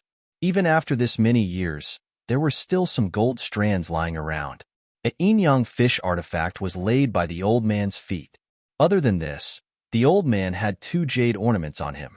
What caught Yemo's attention, though, was a jade slip. Gang Hu used a prick and crowbar to leverage the lid as Arya took care of lighting with his torch when Yemo suddenly clearly saw the old person's hand move. Gang Hu didn't notice at all, however. The only things he had eye for were the 2 jade ornaments and a few porcelain plates. Clearly Gang Hu's self-control was worse than Arya's, and he immediately yelled, "Arya, there's blue flower porcelain and jade ornaments. It's a meat zombie dash. Meat zombie, your mom." Arya's face looked bad, and he stuffed the black donkey hoof in the old person's mouth without hesitating. Yemo's spirit sense picked up that the hand immediately stopped moving after the black donkey hoof was put there. Yemo felt like this was quite intriguing. Arya seemed to breathe easy a little. "Uzi, pack our stuff and leave quickly. This isn't a good place." Yemo saw an ethereal figure rise from the coffin with his spirit sense. A ghost? Yemo didn't expect ghosts to be able to live here, but he knew that since the stone room was now opened, it would have no place to exist and would soon dissipate. What really astonished Yemo was that this ghost seemed to have awareness, because it flew next to the candle Gang Hu had lit up. Then, there was a light wind, and the candlelight began to waver. Just as Yemo's spirit sense was going to investigate what the ghost was planning on doing, his expression suddenly changed. A fierce, bleak wind swept in from the hole the two had dug, with a feeling that was very familiar to Yemo. He immediately figured out that this had to be the bleak wind that attacked him last night. A ghost countless times stronger than the ethereal figure now manifested. and it seemed to contain way more hatred and dissatisfaction. Compared to this tomb, Emo cared more about the thing that attacked him last night. He didn't waste a second before flying out of this hole and throwing a few fireballs at that ghost which had manifested. With a shriek, the ghost became a lot more hollow. It didn't seem to expect someone to be able to see and easily kill it. It immediately fell into the earth and started fleeing through the ground. A ghost that knew an earth movement technique. No wonder Emo couldn't find traces of it the other night. But since he found it now, he wouldn't let it go. He threw another couple of fireballs. After giving out a weak cry, the ghost was gone. Before Emo had time to check what it was, another fierce wind headed towards his head. Someone was trying to catch him by surprise. But Emo didn't even have to use his flying sword and just sent a punch out. Rumble, a person covered entirely in black robes, was knocked flying by Emo's punch and smashed into a rock not far away, before spitting out a mouthful of black blood. Emo raised his hand and the flying sword appeared in it, but he didn't continue his attack and just observed with his spirit sense. His attacker was an old woman, full of dead chi with nails that were an inch long. The weapon that she had attacked Emo with was a black stick with a foul stench coming from it. Other people would think this old woman was a demon, but Emo knew she was just a human. "Who are you? I wasn't messing with you at the Broken Top Mountain at all. So why did you kill my pet?" The old woman's voice was very lively yet distant. If one only heard her voice, one would think she was just a teenage girl. "Pet?" Emo immediately asked coldly. "You're from the Nine Moons sect too?" "I'm also from the Nine Moons sect. I'm the only one in the Nine Moons sect. That bitch took over my Nine Moons sect just because she was a little stronger than me, but I will take it back one day." The woman tried to speak fiercely, but her lively voice didn't make her sound very domineering. Emo was speechless. Why were all these ghosts keepers of the Nine Moons sect? From her words, she seemed to have lost a battle of power with the Nine Moons sect's sect leader and was now cowering here. Such a good Tao cultivation method had been degraded into a cultivation method for ghost keeping. Emo really couldn't understand how. Looking at this old woman, Emo said plainly, "You didn't mess with me? Do you dare say it wasn't your pet that attacked me last night?" The old woman was speechless. She did intend to kill Emo yesterday because she felt that his soul was very strong, so it had to be very beneficial to her pet.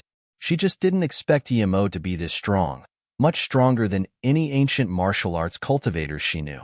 The old woman was sure that if she went into the outside world, no one would be a match for her other than her martial sister.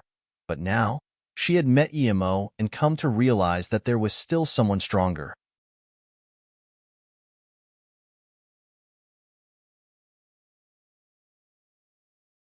The woman was a very emotional person and, despite being the greatest genius of the sect of all times, she still went against her sect for the man she loved and left the sect.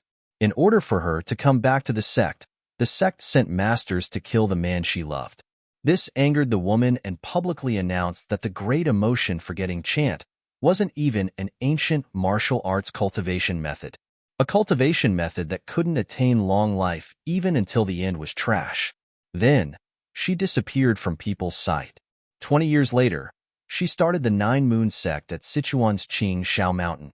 She made her new cultivation method, the Nine Moon Evergreen Chant, and went back to annihilate the great emotion forgetting sect. Thus, the Nine Moon sect was labeled as an evil sect. After closing the book, Emo sighed. The woman was indeed an awe-inspiring woman. The reason that cultivation method had become evil was probably because the disciples didn't understand the meaning of the opening section and believed their sect was evil. Hence, the cultivation method must also be evil. Shaking his head, Emo put away the cultivation method and went back into the tomb. When Emo came in again, he realized that a lot had happened in such a short time. The cold woman had placed the yin-yang fish artifact on the door and also had the jade slip in her pocket. The two tomb raiders' faces were purple and also laid next to the coffin. Emo scanned them. It was obvious that they were dead. When Emo's spirit sense went to the cold woman, he found a bleak chi surrounding her. Emo immediately knew that she was invaded by the yin chi, but since she cultivated ancient martial arts and was yellow level peak, the bleak chi couldn't do much to her yet. Seeing the shocked expression on her face, she must have been scared by something before she fainted. Yemo shook his head. He didn't know that woman, but she seemed to dislike him. Yet, since he met her there, he might as well save her. Thinking about this, Yemo patted the woman's forehead, and the Yin-Chi was forced out. It vanished due to Yemo's true fire. The paleness and fear on her face disappeared quickly. Yemo then noticed that the body had gotten out of the coffin and was at a corner of the tomb. A ghost rose from the body again and was about to swoop at Yemo. Yemo sneered. He threw a fireball at the ghost, which was burnt into nothing without resistance. The 2 jade ornaments were probably worth some money, but Yemo couldn't even be bothered to take them. His spirit sense scanned the black crescent-shaped thing on the wall. He took it down and found out that the black color was just a layer of skin around it. Yemo peeled it off and found inside an orange-yellow wood with a faint aroma. Spirit-nourishing wood? He didn't expect to be able to see such a good item in that tomb. Not only could it be used to concoct pills, but it could also be made into jewelry to strengthen one's soul. He immediately packed it with cloth and put it in his ring. The trip had been worthwhile, and because of this, Yemo was also in a good mood. He glanced at the cold woman. He walked up to her and carried her, saying, "I'm in a good mood today. Count yourself lucky.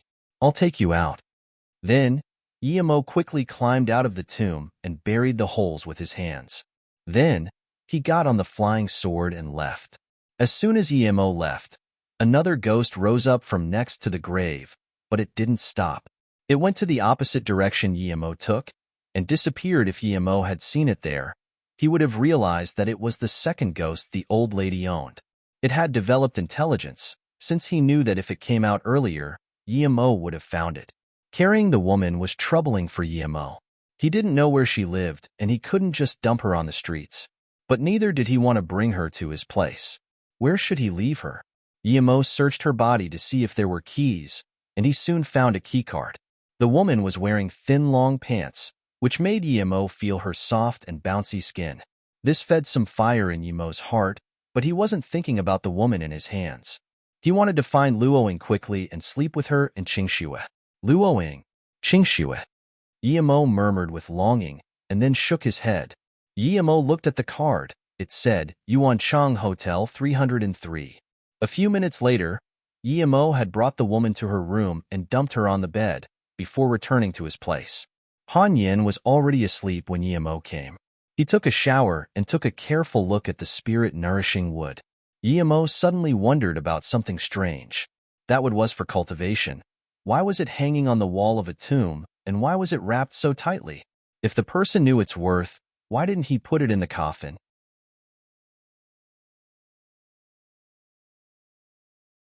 The next morning, Yemo ate breakfast with Han Yin, and Wang Xie drove them to the top of the Broken Top Mountain again. The next morning, Yemo ate breakfast with Han Yin, and Wang Xie drove them to the top of the Broken Top Mountain again. The mountain became crowded once again, and didn't at all seem eerie like last night anymore. When Yemo came to the mountain peak, he noticed that Cold Woman had also come. She was completely expressionless. It was as though she never went to raid tombs last night. After yesterday's tournament rounds, there was much more order today. Although a lot of people had already lost, most of them didn't leave, choosing to stay to watch the fights. Xiang Mingwang glanced at Yemo casually and walked up to the microphone. Distinguished guests and fellow comrades of the ancient martial arts world. This is the second day of our tournament. Although people were injured yesterday, the overall situation was great. So we will now let sect leader Feng explain the rules for today in high spirits. When Feng Wu walked past Yemo, he nodded politely. Zheng Zhengxia came up to Yemo and whispered, "Last night, Xiang Imingwang and Vice Sect Leader Feng talked for the entire night. I think it might have something to do with you. You need to be careful after the tournament. They won't dare do anything during the tournament, but I think they might do something to the crystals." Yemo smiled and patted Zheng Zhengxia's shoulder before comforting him. "Brother Zheng, don't worry. If I can kill Wang Linchan, I can kill Xiang Mingwang. What I fear is him not trying anything." Zheng Zhengxia touched his chin and smiled helplessly. "No matter what, if you need help, just ask me for it, Brother Yi," Zheng Zhengxia promised without hesitation. Yemo nodded. There were some things that were best left unsaid. Feng Wu walked up to the stage without a stern face like Xiang Mingwang's. He said casually, "First, I would like to congratulate the top 80 contestants. The first 2 rounds for today will still be elimination, after which we will select the final 20 contestants. Ideally, we should finish the elimination by this morning. Due to some sudden incidents, however, the reward for the top 30 has been changed to top 20 now. Before Feng Wu finished, the crowd went into an uproar. The reward being only for the top 30 was already very little, but now it was reduced to top 20? Xing Zhengxia frowned. Obviously, he didn't know about this. From this, it could be seen that the Gourd Cave and Jiuming Academy hadn't considered his opinion at all when making this decision. Feng Wu cupped his hands and said, "In order to compensate everyone, we've decided that the final 20 will each get 100 million of prize money." Only then did the protests quieten down. Many small sects came here for the money, so they didn't care that much. "Okay, the duels begin now." Feng Wu waved his hand. Although Yimo didn't know why there was this change, he knew it had to be related to Wang Linchen's death. There were less and less people in the tournament, yet it was getting more and more exciting. Han Yin had good luck and had still only encountered yellow-level cultivators. What caught Yimo's attention was a young man who was at the peak of the yellow level. His opponent was at the black level middle stage. Other people had already fought 3 or 4 matches, but he was still fighting with that black level participator. Yimo noticed his inner chi was very dense and no lesser than Han Yan's. His sword technique was very intricate and had very little holes. Yimo thought that this young man's master had to be very strong.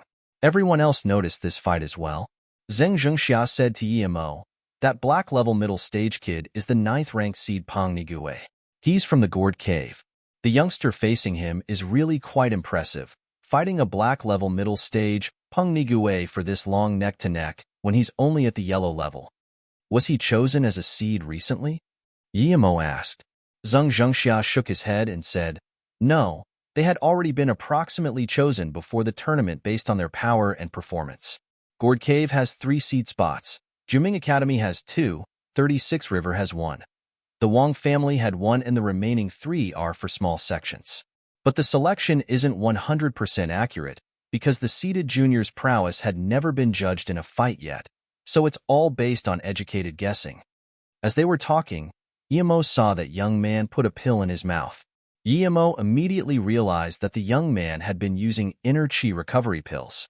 There were clashes of weapons all the time, but Yimo noticed that the young man's sword wasn't damaged at all, while Pang Nigue's sword kept on getting more and more chipped. Pang Nigue seemed to feel very embarrassed about being forced into a corner like this by a yellow-level opponent. He had a cruel look on his face as he hacked towards the young man's head. That young man didn't dodge, instead hacking right back. Yimo smiled. He knew what the young man was thinking.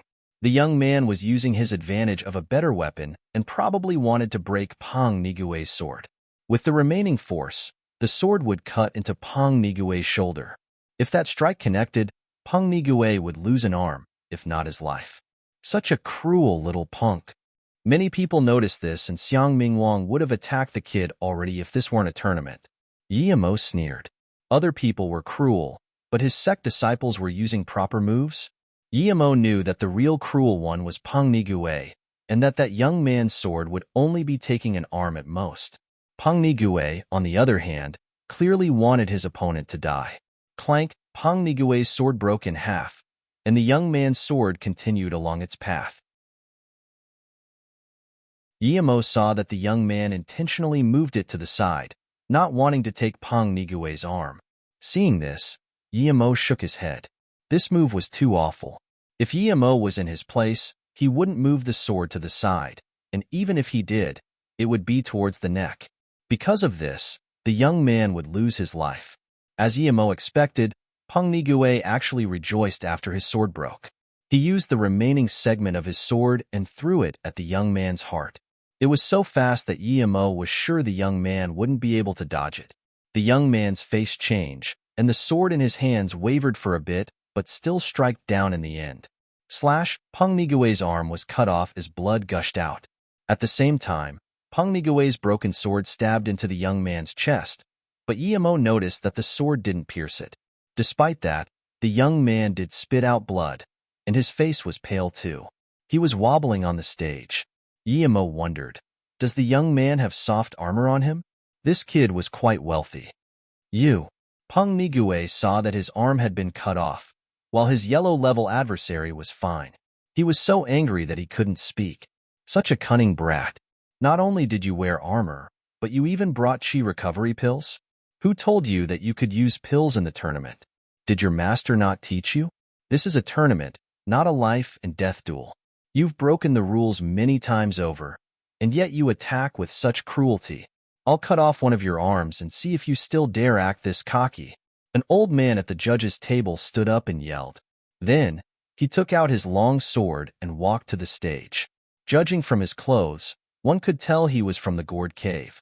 Everyone was silent, not daring to say a thing. The youth clenched his teeth and didn't say anything either. I also want to see how much balls you old fart have to dare try cut off his arm. I'm waiting for you right here. If you have the balls, step on the stage, and I'll make you have no return, a lazy voice sounded.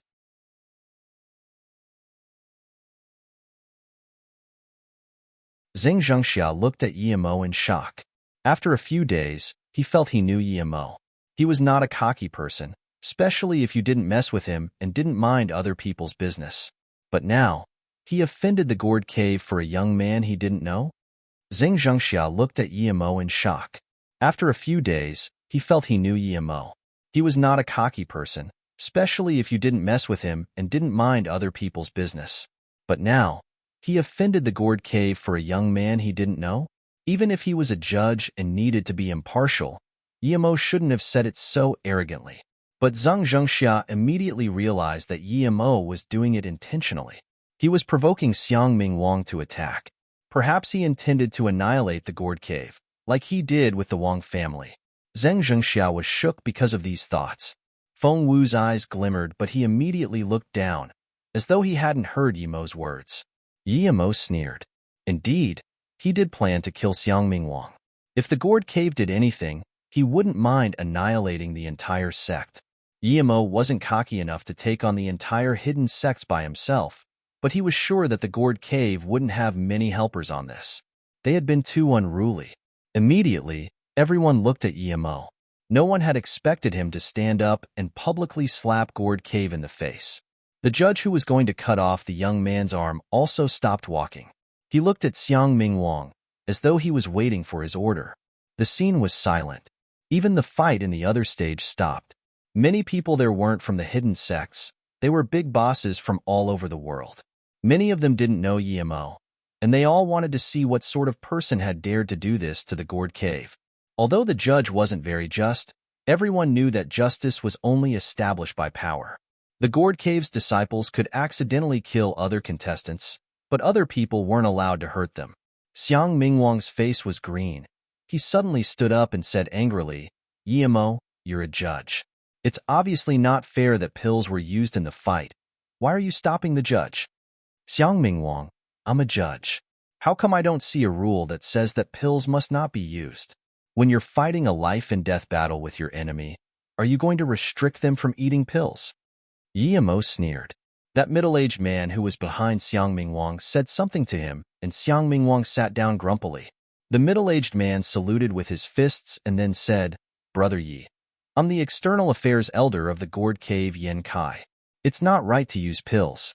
Even the international competitions nowadays forbid the use of performance-enhancing drugs. This little guy used one, so he did go against the rules.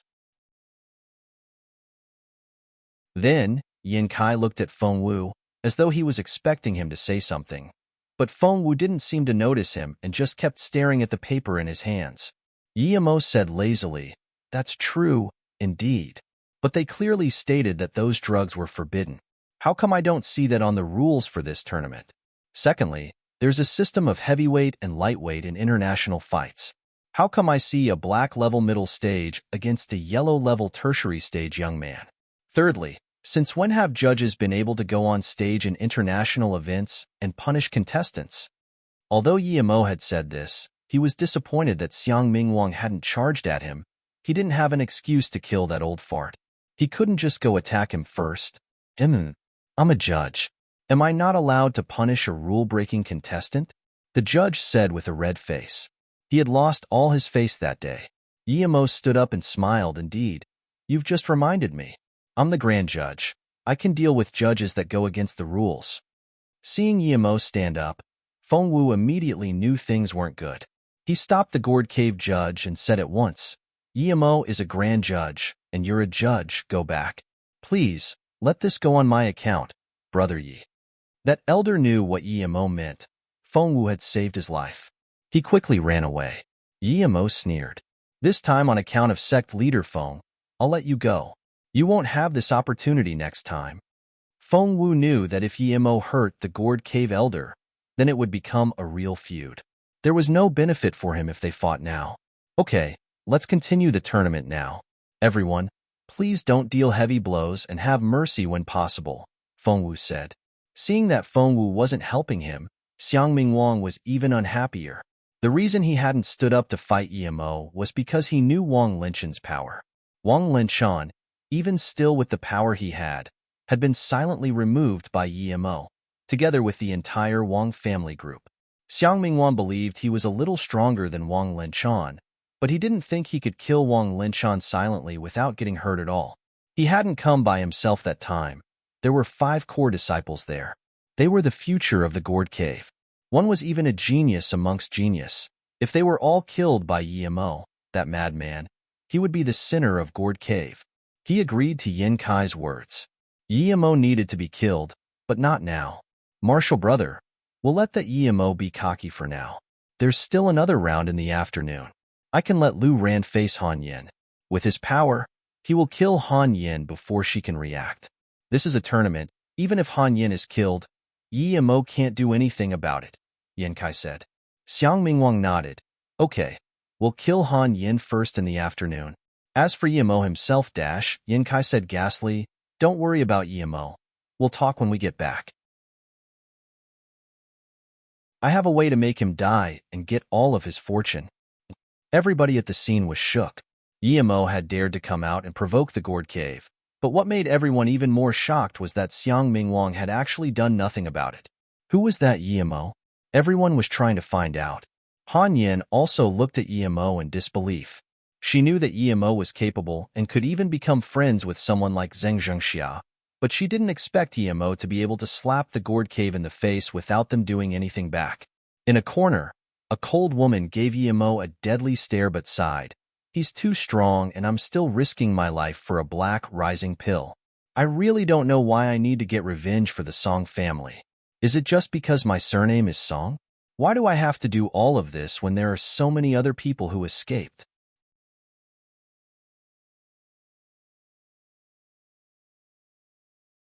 Scheme against Han Yin. Scheme against Han Yin. At this moment, that youth on the stage understood that if it weren't for Yemo, he would have either been dead or mauled by now. As the young walked off the stage, he bowed in front of Yemo and said, This Wanbei is Zhang Hua from Wudang Mountain's Guangyao Temple. I thank Qianbei for saving my life. Prepare for your next match, Yemo nodded.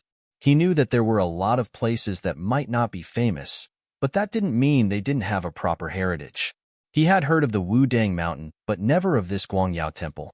From their name, though, Yemo could tell their expertise had to be in the area of pills. No wonder the youth had chi recovery pills.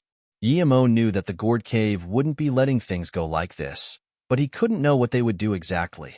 Despite Fengwu telling everyone to be gentle, the tournament became more intense instead since there were only 20 spots now.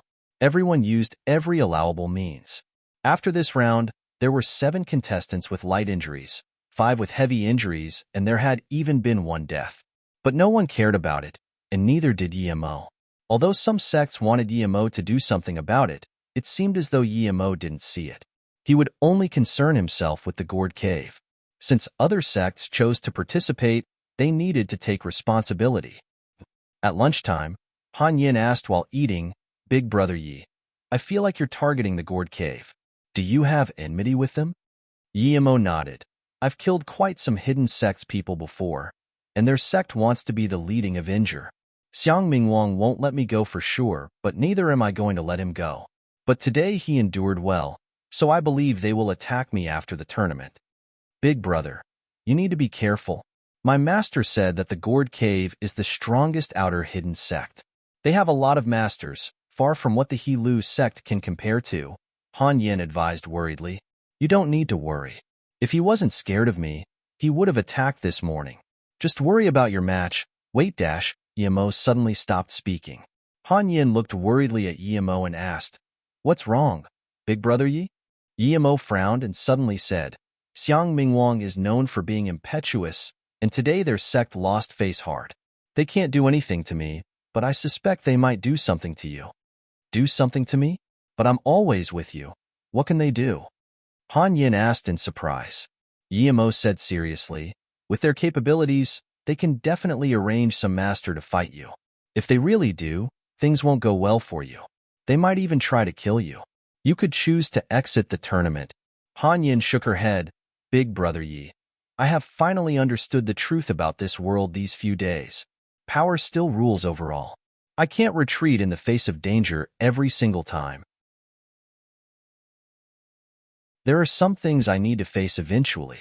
I came here for the Black Rising pill, but now that I'm already black level, I don't need the pill. However, if I keep avoiding fights, that will have no benefit to my cultivation. Besides, I'm confident that I will be fine even if I have to fight the Gourd Cave's disciples. Yemo nodded. He knew she was right. Thinking about this, Yemo took out some materials and made 2 wind blade rune papers for Han Yin. Keep these 2 rune papers. In desperate moments, just throw them out saying Lin. Yemo was afraid the fireball would cause too much of an uproar, so he gave her 2 wind blade runes. Han Yin looked at Yemo and said awkwardly, Big brother Yi, wouldn't that be a bit crazy? Yemo smiled. If you trust me, just save it for your opponent. Han Yin smiled and accepted. Thank you, big brother Yi. Other than my grandpa and my master, I trust you the most. If the Gourd Cave's disciple tries to kill you, you can just kill them. Don't worry about the consequences, Yemo said. There were only 40 people participating in the afternoon matches, and there was still one more elimination round left. Han Yin's match was more to the end. Yemo noticed that the frigid woman he had saved seemed to have gotten stronger and easily beat an opponent that was the same stage as her. Yemo felt like her inner chi didn't seem to be the same as yesterday's. Yemo frowned. Was it due to that yin-yang fish or the jade slip she took? He had checked both of those items with his spirit sense and hadn't found anything. Although Yemo was confused, it's not like he could ask to see those things again. The girl called Zisu wasn't so lucky. She met a black-level fighter and was kicked off the stage. At this moment Zheng Zhengxia said to Yemo, I just got the list. Han Yin is fighting the Gourd Cave's Lu Ran. This guy is the 2nd seed. He's about to reach the peak of the black level. This battle doesn't look too good for Han Yin. No wonder Xiang Mingwang didn't say anything yesterday. Yemo smiled in derision. It was just as he'd expected. Brother Zheng, don't worry, even if Han Yin is no match for him, that Lu Ran won't be able to do anything to her. Yemo had given her the rune papers and taught her a few moves. He was sure that if she was familiar with those moves, she wouldn't lose too badly even if she couldn't win. Not to mention that she had a defensive bracelet. The next fight was that Zhang Hua kid fighting a yellow-level tertiary stage fighter. Although that fighter wasn't bad, he still lost to Zhang Hua. After Zhang Hua got off, it was time for Han Yin's fight. Although Yemo didn't know this Lu Ran, when he got on the stage, Yemo could tell that he was strong. There were 2 other contestants Yemo knew of. One was Shi Zhengji from Jiuming Academy, and the other one was Zheng Zhengxia's personal disciple, Zheng Shiho. These 3 could be ranked in the top 5.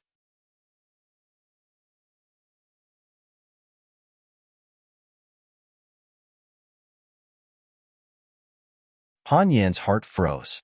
She thought she already overestimated Lu Ran, but she found out that the difference between them was too great. It took only one move for her to be in disadvantage. Han Yan's heart froze.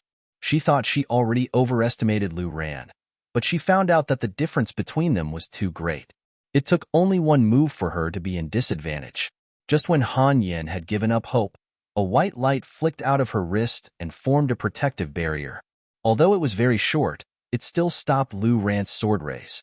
The ray stopped for a moment and then penetrated the barrier. In this second, Han Yin managed to gather up her chi again and used the first move Emo had taught her, the Tin Sword style. More than 10 sword rays flew towards Lu Ran and, because Lu Ran's move was near the end of its force, Han Yin's sword rays stopped Lu Ran's sword ray and continued forward. Lu Ran didn't expect Han Yin to be able to use sword techniques that strong. In his desperation, he quickly retreated and used his sword to block. His reaction speed was much stronger than Han Yan's, and due to that the sword rays only cut a few slashes on him. Lu Ran was angry and shocked at the same time. How did his sword ray get stopped mysteriously, and why did Han Yin know a sword technique that strong? He must not give her a second chance. Ignoring his wounds, he scooped up another sword ray and flung it towards Han Yin. Emo sighed. Han Yin had only learnt the superficial part of that move. Otherwise, no matter how strong Lu Ran was, he wouldn't have been able to dodge it. From this, he could tell the 100-sword style and random sword style he taught her would be even worse. The moment Lu Ran retreated, he used his killing blow, and he brought sword light clashing into Han Yin. Their sword chi clashed together, and because Han Yin had weaker inner chi, she immediately felt an immense pressure. The force made her spit blood, but she bit her teeth and didn't take a step back. She knew that if she did, she would lose.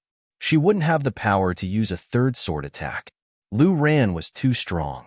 Although Lu Ran completely blocked Han Yan's move and even took the upper hand, the direction of Han Yin's sword chi was hard to deal with, and when he completely took down all the chi, Han Yin also stabilized her stance. Lin. Regardless of whether the charms Emo had given her were useful, Han Yin immediately used her final card and threw both rune papers out. She had more faith in them after she saw the barrier from her bracelet. Lu Ran sneered. She was using rune papers that were meant for capturing ghosts on him. She was asking to die. Lu Ran grabbed the 2 rune papers and focused his sword chi, while yelling, "Be asterisk Tsich. I'll cut you in half for Inju dash." Suddenly, Lu Ran stopped talking. He felt the 2 rune papers Han Yin had thrown had a sharp sword chi in them. Lu Ran wanted to use his sword to block it, but the sword chi sliced through his arm and chest. How can it be like this? Lu Ran's eyes were wide open, while he refused to believe that he was being killed by a rune paper. Lu Ran collapsed on the stage. One of his arms had been cut off and his chest was like a fountain of blood. Han Yin saw this and started puking. She couldn't believe that she had actually killed Lu Ran. Moreover, he had died in such a gruesome way. Everyone at the scene was silent.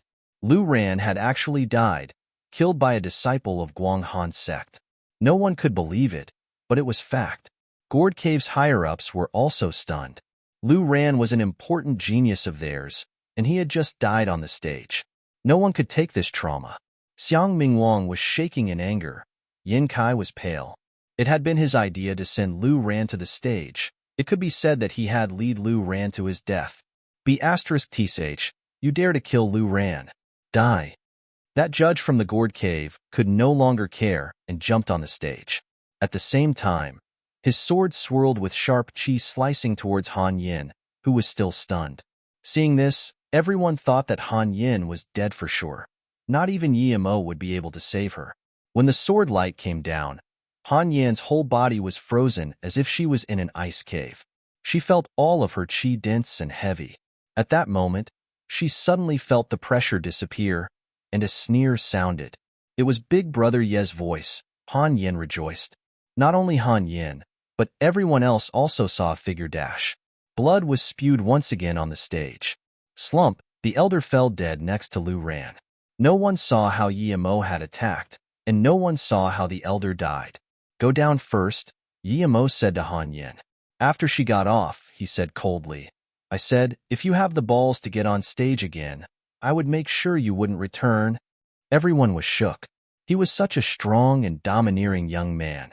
People that morning thought that Emo had a strong support, but now they all realized Emo's reliance was on himself. He could kill in an instant a Gourd Cave elder. Everyone knew that an elder in Gourd Cave had to be at least Earth-level middle stage. Now they all thought Emo was too frightening. Jiuming Academy's Shi Zhengji sucked in a cold breath and murmured, This Emo is so strong. I was planning to fight him before, but he's already at this stage. How does he cultivate? Martial's sister Xiaoyu said he killed Lone Wolf. I thought it was just bullshit. Zhengji, you don't need to feel bad. You're only in your 20s, and you're already black-level tertiary stage.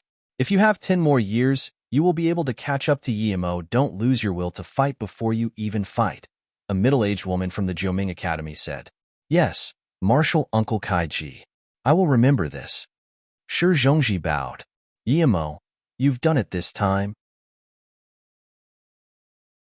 Xiang Emingwang roared and pulled out his sword, charging onto the stage.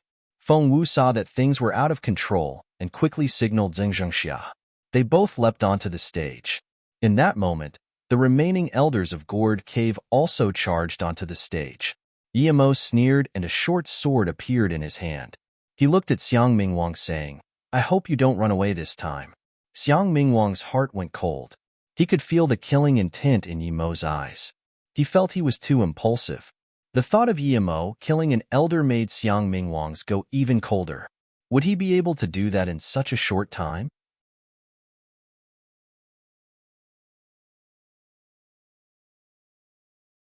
Xiang Mingwang felt he was acting impulsively, but he had no way back. Xiang Mingwang felt he was acting impulsively, but he had no way back. When Yimo saw Feng Wu charge, he knew that his plan to kill Xiang Mingwang had failed again that day. He wasn't going to be able to kill Xiang Mingwang quickly, so he didn't bother to attack. Feng Wu stopped Xiang Mingwang and said with regret, Brother Xiang, the judge attacked a Wanbei disciple first. It was wrong of him in the first place. Now, Brother Xiang is representing the hidden sects to hold this tournament. You must be reasonable. After all the hidden sects people are here. If there's something you don't like, you need to wait after the tournament. Then, Feng Wu said to Yimo, Brother Yi, on my account please discuss this after the tournament. Zheng Zhengxia came up and just saluted Yimo with his fist, but didn't say anything. Yimo knew what he meant. If he fought against the Gourd Cave, he would be by his side. Xiang Mingwang glared at Yimo and sneered before putting his sword back in the sheath and retreating with the Gourd Cave people. Seeing Xiang Mingwang retreat for a second time, many people were shocked. The older generation of the hidden sects knew Xiang Mingwang very well. He was bad-tempered and easily angered, but he kept backing down because of a young person. One could see he had no confidence in facing Yimo. Feng Wu also breathed at ease now. He knew that the only reason Xiang Mingwang had retreated was because he had no confidence in beating Yimo. If Xiang Mingwang could, he wouldn't give a *T about him. Although Yimo wanted to kill Xiang Mingwang, it wasn't wise to challenge him there. After the fight stopped, many people were disappointed. They wanted to see Yimo and Xiang Mingwang fight. The bloody stage made the scene even more fiery. The following fights were more ruthless. But the top 20 was luckily quickly decided. What Yimo and a lot of people didn't expect was that 8 out of the top 20 resigned. It seemed they hadn't come for the top 3, but for the Black Rising Pill. Han Yin resigned too. She could only reach up to there with her capabilities. The remaining people were masters, and they had been in black level for a long time. Meanwhile, she had just reached black level. Besides Han Yin, Zhang Hua and the Cold Woman also gave up. Most of the people who gave up were yellow levels. The remaining people were split into 3 groups, with only one chosen from each group. Due to the Gourd Cave incident, the people holding the tournament no longer were in the mood to decide the exact ranks for the top 3. It was the first time there wasn't a winner for the tournament. But no one cared about this. Many people were thinking about the fight between Gourd Cave and Yimo. No one believed that the Gourd Cave would just let it go. It was getting dark, and the top 3's match could only be left for the 3rd day. When Han Yin got back, he told Han Yin to recover while he went to see that Cold Woman. He wanted to know if the yin-yang fish and the jade slip were special. Yimo also got to see Han Yan's Black Rising Pill, and he was very disappointed. It was more like a herb pill rather than a real pill. It's just that the herbs in it were precious. When Yimo got to Yuancheng Hotel, it was just dark. He entered her room, but she wasn't back yet. Yimo was disappointed to find that there was only some underwear in her cupboard. He could only wait for her to come back. After leaving the hotel, he went to a river not far away called the Guang River. It was said to be the place where King Qin Guang attained Tao. There was a square nearby, and it was quite popular. There were all sorts of little bars and food stalls. Yemo found a place to sit, but as soon as he sat down his spirit sense saw that cold woman. She carried a bag and looked worried. Yemo soon knew why she was worried. It was because a black level and a yellow level peak were chasing her. She was running, but she didn't know which direction she should go. From this it seemed that the two men wanted her black rising pill. He stood up and followed them. He wanted to see how the woman would deal with these two. Soon, the woman was surrounded in a far-off place. "What do you want?" The woman grabbed her bag tightly and asked coldly, "Little sister, what do you think we want to do?" Hee. The yellow level man laughed as he glared at her. The black level said softly, "Yangzhu, you know your current situation. What we're asking for is simple. Give my martial brother your black rising pill and sleep with me for a few nights. Then, everything is good. If not, you know the consequences." The cold woman said, "I can give you the black rising pill, but after that we go our separate ways. You want me to sleep with you? Keep dreaming. If you dare take a step forward, I'll swallow the pill immediately." Then, the girl placed the pill next to her mouth.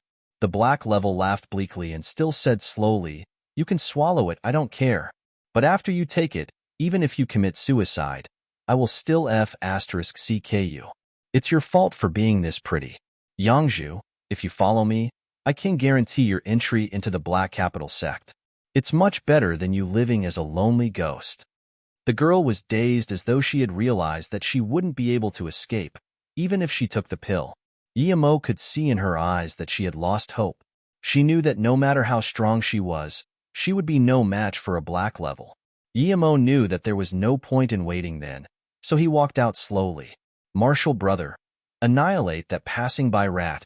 The black level saw Yemo walking towards them and said bleakly, "Yes, martial brother, do your thing. I'll deal with anyone who disturbs you." The yellow level agreed. As soon as he said that, he looked dumbly at Yemo approaching them. Just when the black level was about to ask why the yellow level wasn't moving, he saw Yemo coming and the words got stuck in his throat. That cold woman also saw Yemo and regained hope in her eyes, but it immediately turned into coldness. Yemo didn't care how that woman saw him. He had come to find her for the two objects. Qi Qianbei. The two men looked at Yemo approaching them, but they were too scared to move. The cold woman saw Yemo come over there. She had a complicated look in her eyes, but she quickly returned to her calm disposition. She just turned around and walked away. Yemo was dazed. He saved her, but she didn't even say thank you. But Yemo wasn't worried about her going very far. She was living there, and he would go find her to her room later on.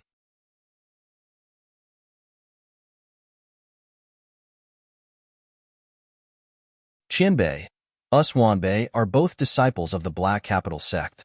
Please forgive us once, the black level man begged. Qianbei, us Wanbei are both disciples of the Black Capital sect. Please forgive us once, the black level man begged. Black Capital sect? Yemo felt that name was familiar.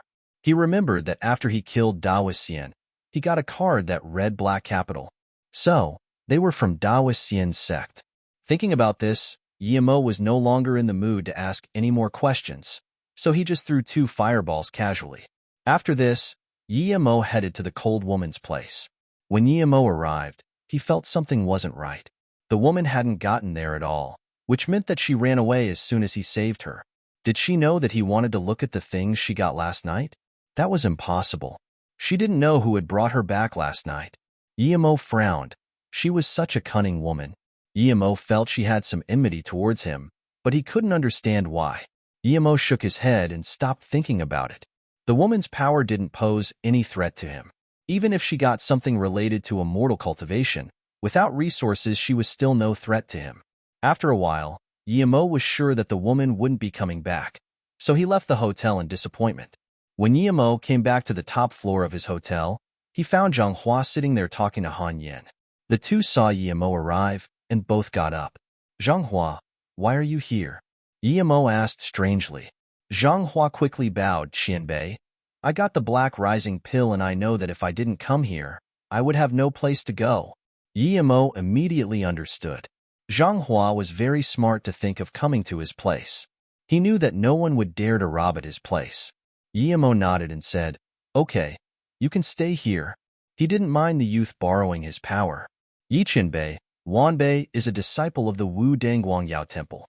My master has passed away, and Wanbei is sure that people would be interested in my Dao technique if I go back. So I have no place to go now. If Qinbei's sect needs disciples, Wanbei is willing to join Qinbei's sect, Zhang Hua said respectfully. So it was another lone wolf. Zhang Hua wasn't stupid. He knew he had caught everyone's attention. That smart young man was indeed a good seed. His flowing snake needed people like him. Thinking about this, Guillermo said, "I don't have a sect, but I have a pharmaceutical company called Luoyu. If you want to join, you can go to Flowing Snake. I'm not that much older than you. No need to call me Qianbei." "Yes, big brother Yi. I'm willing to join Luoyu. And I'm also skilled in making medicine," Zhang Hua immediately replied. "Okay, in that case, you two can leave tomorrow. Zhang Hua to Flowing Snake, Han Yin. You can go back to Beijing. There will be things happening tomorrow, and I might not be able to take care of you guys. It's best for you guys to leave early," Guillermo decided. The next morning, Guillermo sent Zhang Hua and Han Yin away before going back to the Broken Top Mountain. If it weren't for that spirit well, he wouldn't have even come back. There were obviously less people now. Those sects that got the Black Rising pill probably left. Guillermo scanned the elders of Gourd Cave and didn't notice anyone missing. If the Gourd Cave didn't kill him first, they wouldn't dare attack Han Yin and the others. Feng Wu walked on the stage and said, "Today is the last day of our Hidden Sects tournament. Those who can compete today are the elite of their sects, geniuses amongst geniuses. Every one of them is our wealth, so I hope everyone can control themselves and stop appropriately. No need to cause unnecessary injuries. Okay, let the match begin." Hold up, before Feng Wu got off, a sudden voice interrupted him. Everyone looked at the person, wanting to know who he was. A black-clothed man with a young man in his 20s approached him and walked straight to the stage. The man saluted with his fists and said, "It's said that all the heroes of China are gathered here today. I wish to bring my disciple to compete as well to see if the Chinese masters aren't just pushovers." Feng Wu frowned. If that person could walk there just like that, it meant that the people outside had all been beaten down. It was no ordinary person, but why was he using that provocative tone? Feng Wu couldn't believe everyone was as crazily strong as Guillermo. Thinking about this, he rejected it. "I'm very sorry, but our tournament has limited spots, and today is the final match. If you want to watch, then please get off the stage. But if you're here to cause trouble, then don't blame me," Feng Wu said. The man kept saying, "You, Chinese people," which meant that he must not be Chinese. "So, does this mean that the Chinese martial artists do not dare to accept our challenge?" the black-clothed man said. "You came looking for trouble. What is your name? No matter which corner you came from, I, Feng Wu, will take the challenge," Feng Wu said coldly. "Great, courageous. Where I'm from is not important. I heard that you only have 12 people left in your tournament. I only have one disciple. Your geniuses can take turns to fight him. If anyone beats my disciple, I'll admit defeat. But if all 12 are no match for my disciple, then my request is simple," the black-clothed man said as though he was going to win for sure. Feng Wu's eyes narrowed. "Your disciple has no right to compete. Our spots in the tournament were already decided, but if you want, I can exchange some moves with you." "You?" The black-clothed man looked at Feng Wu contemptuously and said, "You're no match for me. If you want to fight, that's fine, but I need a reward." "Is this the request you were talking about?" Feng Wu said contemptuously. The black-clothed man laughed. "That's right. This is my request. If I win, I get the 4 crystals. Keep dreaming." Xiang Mingwang stood up abruptly. The man's face didn't change at all, and he said slowly, "In that case, do you have no faith in beating me? Haha. China, the so-called country of ancient martial arts heritage, doesn't even have the courage to fight me. What a joke. Such an arrogant fool. I'll teach you a lesson today." Feng Wu was about to attack. A middle-aged man suddenly jumped out and said, "Martial brother, you don't need to deal with insects like him. Leave it to me." Feng Wu saw it was Zhang Chao and immediately nodded. Although his martial brother loved stealing the show, he was a good fighter indeed. Even he would need to put some effort to take him down. Thinking about this, he said, "Be careful." Seeing this, the black-clothed man said to the young man, "Shihu, watch how master teaches people lessons." "Yes, master." The young disciple got off the stage. Zhang Chao sneered and grabbed the long sword from his back. "Coward who doesn't dare to tell us his origin. Get ready." Zhang Chao's sword chi covered the surroundings as he charged at the black-clothed man. The black-clothed man laughed pridefully, and two short blades appeared in his hand. Just when everyone was surprised by his weapon, the man's blades clashed with the long sword. After crackles of sparks, the man's body twisted unbelievably and landed a shot on Zhang Chao's back. Zhang Chao hadn't expected it and immediately spat blood, but before he could even fall on the ground, he was kicked off the stage. Everybody at the scene fell into silence. An Earth-level tertiary master had been kicked off the stage. The black-clothed man was too strong.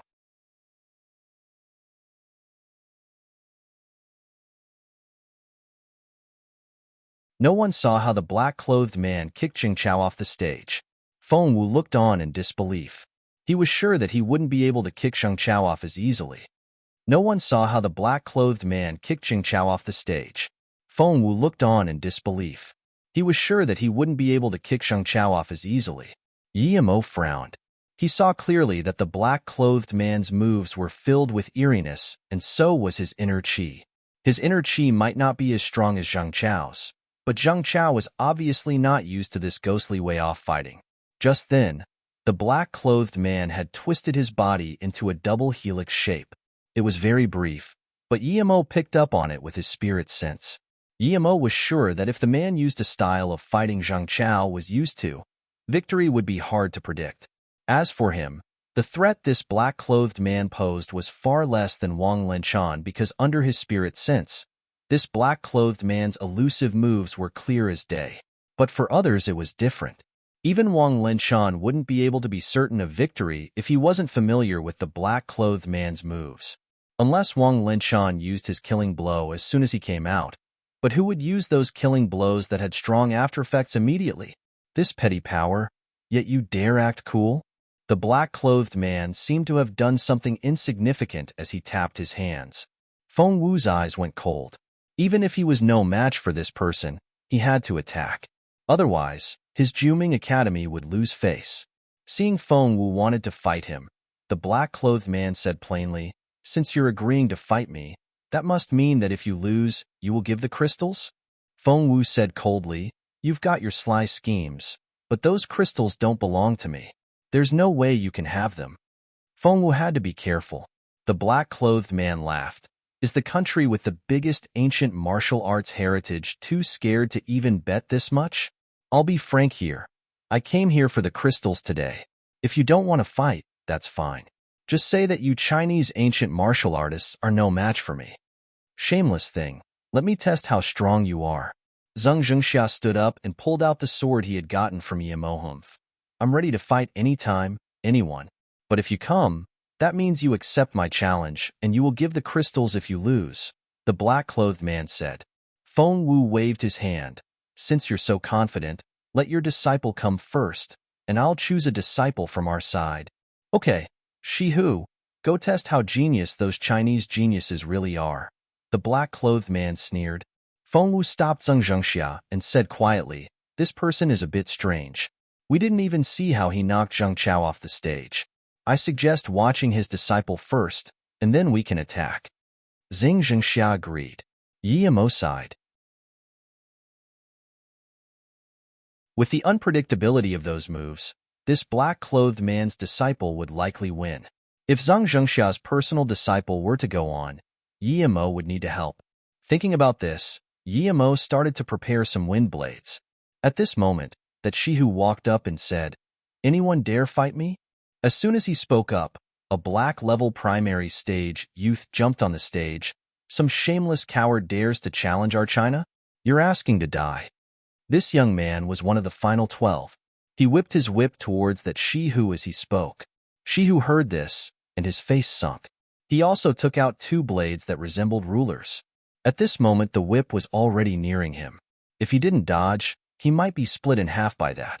At the moment the whip arrived, Shihu fell to the ground as though whipped down. But Yemo knew that the whip hadn't touched him at all. Yemo sighed. This youth holding the whip was going to be in trouble. As expected, before the young man could even let out a laugh, he suddenly had a fearful expression on his face and soon fell dead on the stage. Yemo had noticed that Shihu's body became a lot longer when he fell to the ground, and it extended to the youth's back before Shihu smashed his ruler into the young man's heart. Martial Brother Wei. A cry of agony sounded from below the stage. A man jumped up and pulled out his sword, about to kill Shihu, but before he could properly thrust his sword, Shihu had disappeared. When everyone focused on the stage again, the man who had jumped on it was already dead. Cause of death could be guessed from the hole in the back of his head. This was too ghastly. No one had seen how the eerie youth attacked. Only Feng Wu and Zhang Zhengxia had seen a little. The scene sunk into silence. This pair of master and disciple was too creepy. No one could see how they attacked, and they left no attacker alive. Even Feng Wu and the furious Xiang Mingwang fell silent. What? Will only those two be coming up? Does China have no one left? The black-clothed man challenged in contempt. I'll go up. A handsome youth got up full of anger. It was Shi Zhengji, the #1 ranked seed. Feng Wu said, without my orders, Juming Academy must not fight. Yemo said to Zhang Zhengxia, Brother Zhang, tell your personal disciple, Zhang Shiho here, to come. I'll teach him a move and let him go up. Zhang Zhengxia called Zhang Shiho over without hesitation. If it were someone else, he would think they were trying to harm his disciple, but not Yemo. Zhang Shiho had been itching to go. So now that his master let him, he wanted to charge up without hesitation, but he was stopped by Yemo. Yemo gave a stack of wind blade rune papers to him and said, don't talk to him when you get up there. He isn't as strong as you. He's only relying on some eerie movement technique. You just need to throw this stack of rune papers and shout out Lin. Yes, martial uncle. Zhang Shiho took the paper respectfully. Due to his master, everyone in 36 River respected Yemo. Yemo had made an entire set of wind blade rune papers this time. It wasn't like a single rune paper. He had proper killing intent for this cruel Shihu. Zhang Shiho walked onto the stage. Shihu looked coldly at him. How nice, having the guts to die. You're better than those cowards. China has a few fighters at least. Zhang Shiho simply pinched his 2 fingers in the air, imitating the killing of an ant. Seeing this, Shihu had aggression show on his face. We'll see how cocky you are after I kill you. At the same time, Zhang Shiho threw out that stack of rune papers and yelled Lin. Zhang Shiho felt countless blade rays and blade chi flash across his eyes, and all he thought was, what a strong sword chi. Splashed blood shot out everywhere. Even Zhang Shiho was dazed. He knew that the rune papers Yemo gave him would be useful because he had seen Han Yin use them, but he didn't expect them to be this strong. This Shihu was actually killed without resistance. Soon after, Zhang Shiho wanted to vomit. Shihu's head and feet had been completely split apart. It took that black-clothed man a while to react. His beloved disciple was split into a bunch of pieces. In his fury, the man charged up the stage and raised his metal ruler to smash it down on Zhang Shiho, but he somehow missed. When he realized what had happened and saw Yemo take away Zhang Shiho, he didn't continue his attack. Yemo looked at him coldly. Just with your meager strength, you dare act cocky and have designs on the crystals, you Japanese? The black-clothed man calmed down and no showed the fury he had before. He said with extreme frigidness, I, Yoyan Karu, challenge you to a fight. If you lose, I can let you go, but you must give me him. He pointed at Zhang Shiho. Yemo said plainly, talk after you win. You can't win with your mouth.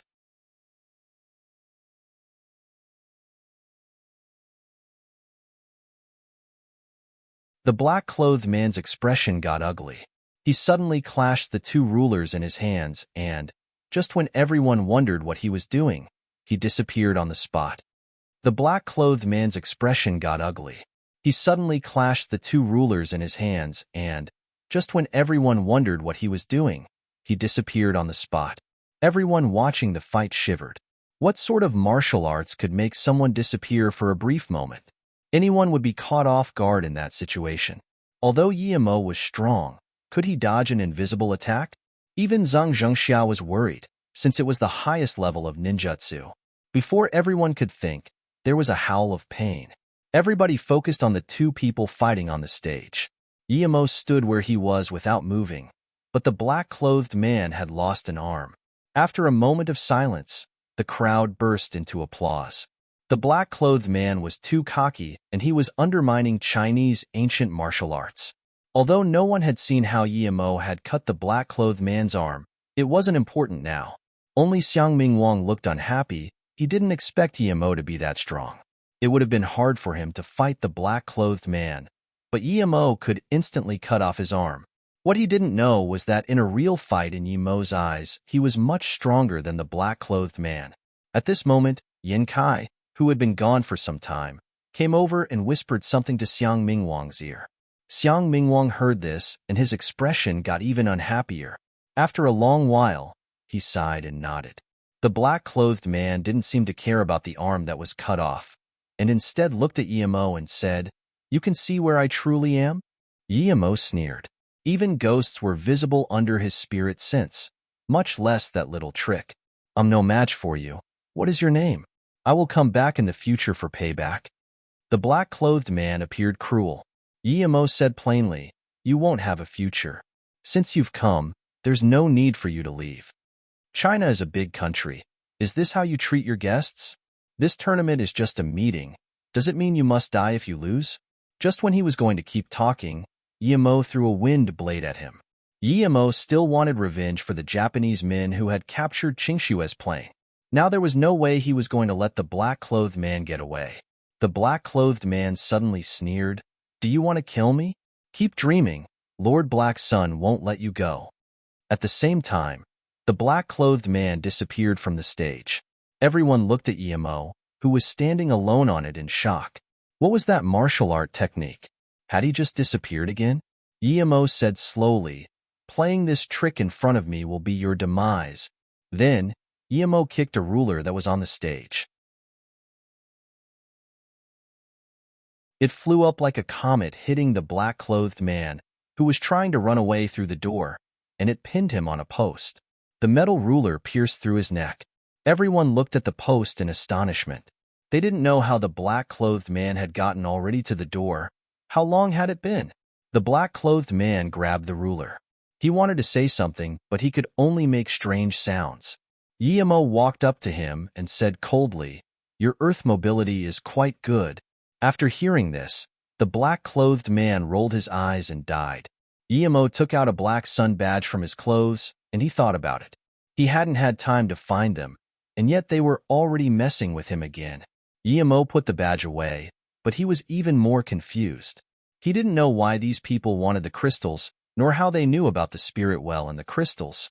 Yimo was sure that they didn't know where the spirit well was, just like them. Otherwise, they would go straight there. Feng Wu thought he was already overestimating Yimo, but he had clearly underestimated him once again. If he had gone on the stage, he wouldn't have been able to beat that easily the black-clothed man's eerie moves. It was very likely that he would have lost the match and his life as well. But Yimo had killed him quite easily. Seeing Yimo return to his seat, Zhang Zhengxia smiled and said, "Brother Yi, nice kill. How can a mere Japanese guy dare to act cocky at the heart of the ancient martial arts sects?" Feng Wu could only come and congratulate him too. Then, he announced, "Now, let the tournament continue." The top three were decided soon after that. They were Shi Zhengji, Zheng Shiho, and Yi Shuang from the Lian Hangjing Temple. Lu Ran should have been in the top three, but he had been killed. Hence, the Gourd Cave didn't have one of theirs in the top three. This made Xiang Imingwang hate Yimo even more. The awards ceremony was coming up next, but Yimo didn't care. He only cared about how to get to the spirit well. Where was this place? If it was a place with spirit chi, they couldn't blame him for taking it all. Resources were scarce there, and he had used all possible means to finally reach chi gathering middle stage.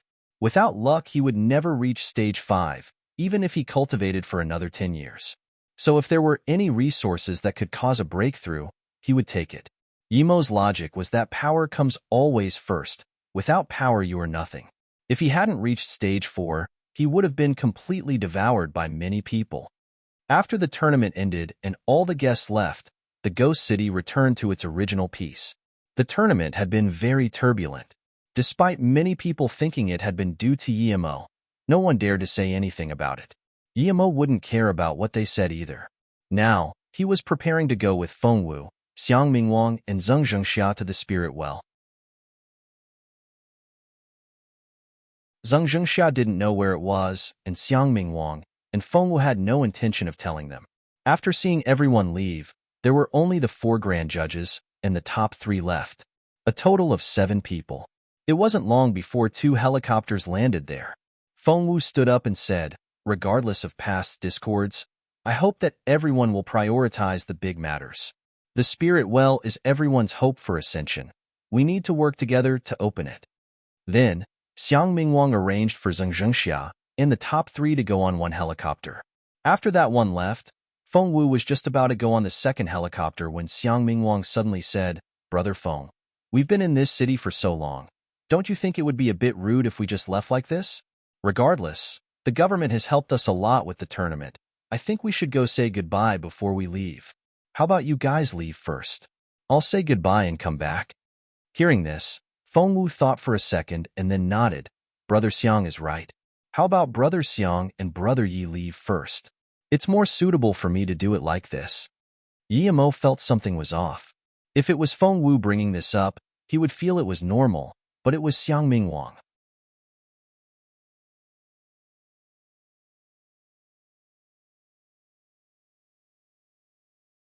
The helicopter rose up very quickly with only Yemo, Xiang Mingwang, and the pilot in it. Yemo and Xiang Mingwang didn't talk. He felt like it was too strange. Xiang Mingwang organized 2 separate helicopters, and Fengwu was also sent away by him. Yemo knew that Xiang Mingwang probably had some schemes going on, but he wasn't afraid. The helicopter rose up very quickly with only Yemo, Xiang Mingwang, and the pilot in it. Yemo and Xiang Mingwang didn't talk. He felt like it was too strange. Xiang Mingwang organized 2 separate helicopters, and Fengwu was also sent away by him. Yemo knew that Xiang Mingwang probably had some schemes going on, but he wasn't afraid. If it weren't that he wanted to find the crystals, Yemo would have really wanted to kill Xiang Mingwang right then and there. Xiang Mingwang sat down and never said a thing. 1 hour later, Yemo noticed a snow mountain underneath the helicopter. The mountain was at least tens of kilometers long, and its peak pierced into the clouds, making it quite a spectacular view. Yemo decided that once he got the spirit stones, he would have a good look around it. Is this the Nei Snow Mountain? Yemo asked subconsciously. He suddenly thought of that ancient tomb the Fu brothers had talked about. Was all that here? Although Yemo was talking to himself, Xiang Mingwang still replied calmly, Yes, this is the Nei Snow Mountain. The spirit well is also here. We can all open it together when Brother Feng and sect leader Xing arrive. Yemo nodded. If this Xiang Mingwang played ant tricks on him, he would kill him. There would still be Fengwu who knew the whereabouts of the spirit well. Looking down from the helicopter, Yemo saw a small river, probably the Liansong River. The chopper flew past the peaks for another hour before landing at a flat platform at the waist of the mountain. The man called Yin Kai was already waiting there. Other than him, Yemo didn't sense anyone else. Yemo got off and found that this place had to be at least 3 or 4 kilometers above sea level. Everything was covered in snow. This would be a fitting place for immortals, Yemo sighed silently. If a hidden sect were to be founded here, it would definitely prove to be a good place for them to develop. The spirit well is here? Yemo looked at Xiang Mingwang confusedly. Xiang Mingwang said coldly, The spirit well isn't here, but this is the origin of our gourd cave. The valley beneath those clouds is our sect. Yemo's voice turned cold. Xiang Mingwang, do you think I don't dare kill you, or that I can't kill you? Xiang Mingwang didn't resemble a rash person at all now, and just said, If you're scared, you can immediately get the pilot to fill up gas and take you away. It was our sect who discovered the passage to the spirit well. To be precise, the spirit well belongs to us. Yemo laughed. He wouldn't believe that the gourd cave would be so honorable as to share their own spirit well. Xiang Mingwang didn't seem to notice Yimo's scorn and just kept talking. The spirit well can only be opened by great heaven masters or form masters who exceed the earth level peak stage. The duration it opens for is only 3 days. Our sect leader has been in solitary cultivation for more than 10 years, and so we can't open it ourselves. Thus, we invite other sects to open it together. Usually it's me, Brother Feng, Wang Linshan, and Bian Shihai, but this time, those two didn't come, so we invited you and Zheng Zhengxia. So that was it. Yimo nodded. This was actually quite credible, but Yimo felt that there had to be a hidden reason why Xiang Mingwang had sent Feng Wu away. Whatever it was, he simply needed to be careful. Thinking about how he had even successfully sieged Yinsong, Yimo couldn't help but feel prideful. So what if it was the great and mighty Gourd Cave? Even if they were the #1 sect, he wasn't afraid of them. Xiang Mingwang then turned to Yin Kai and said, Yin Kai, take Yimo to the spirit well. I will meet with Brother Feng first. Then, he went on the helicopter and quickly left. Seeing Yimo frown, Yin Kai opened his hands and said with a smile, Sect Leader Yi, please come with me. Then, he just walked down the stairs to the Gourd Cave. Yimo smiled and followed without hesitation. Seeing this, Yin Kai smiled even more. As he walked, he started to talk about the snow mountain like a tour guide. Yimo listened, and even though he wasn't interested at all, Yin Kai kept on talking like a woman. An hour and a half later, the two had walked over countless barriers and harsh terrain before reaching a metal chain bridge. Yimo scanned it. The metal chain was at least 500 m long. His spirit sense couldn't see the end of it. His eyes were covered by white mist, so he could only see tens of meters ahead. It couldn't have been easy to set this chain up. That's the #1 sect for you. Yin Kai turned around and said to Yimo, after this chain, we will be almost there. Then, he jumped on first, and his figure soon disappeared into the white mist. Yimo smiled in contempt and went onto the bridge too. Yin Kai was very fast, and in just a few moments, he had passed more than 700 meters of metal chain. He let out a breath of relief and looked back subconsciously, but then, he found out that Yimo was already standing on the platform with a sneer on his face. Yin Kai's heart skipped a beat. He didn't even know when Yimo got in front of him. He was an Earth-level middle stage. Thinking about this, he couldn't help but shiver. If Yimo had wanted to kill him just then, he would already be a body by now. Yin Kai smiled up to Yimo fawningly and informed that after 10 more minutes on this road, they would be reaching the Gourd Cave. Yimo had a plain expression on his face and said, you just need to lead the way, don't worry about anything else. Yes, Sect Leader Yi, please follow me, Yin Kai said carefully. As Yin Kai twisted and turned a few times, the view opened up to show a broad terrain. Yimo couldn't help but be amazed at the hidden sect searching skills. Whether it was Dinsong or Serenity, they were all too well hidden. Without someone to lead the way, he wouldn't be able to find the place even after half a month. Yimo was even more bewildered to find that the landscape did indeed resemble a gourd. After arriving there, Yimo clearly felt the temperature rise up. Yimo suddenly thought, if one day I am sick of city life, it wouldn't be bad to live here. The only thing Yimo didn't like was that the terrain was a valley, and it didn't have that view you can only have from the peak of a mountain. Yimo walked down a stone tablet road which led to a huge palace and a square. At the door, Yimo's face sunk. More than 30 people walked out from all directions, and he saw that Xiang Mingwang had already returned. Did he believe they could kill him? An old face appeared from the middle door, and someone stood on the square looking at Yimo as they said, "You're the Yimo who killed so many of our sect members?"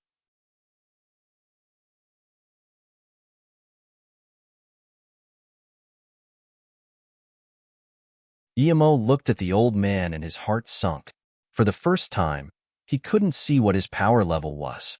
Also, this old man gave him a death threat feeling. It was the first time he had such a feeling.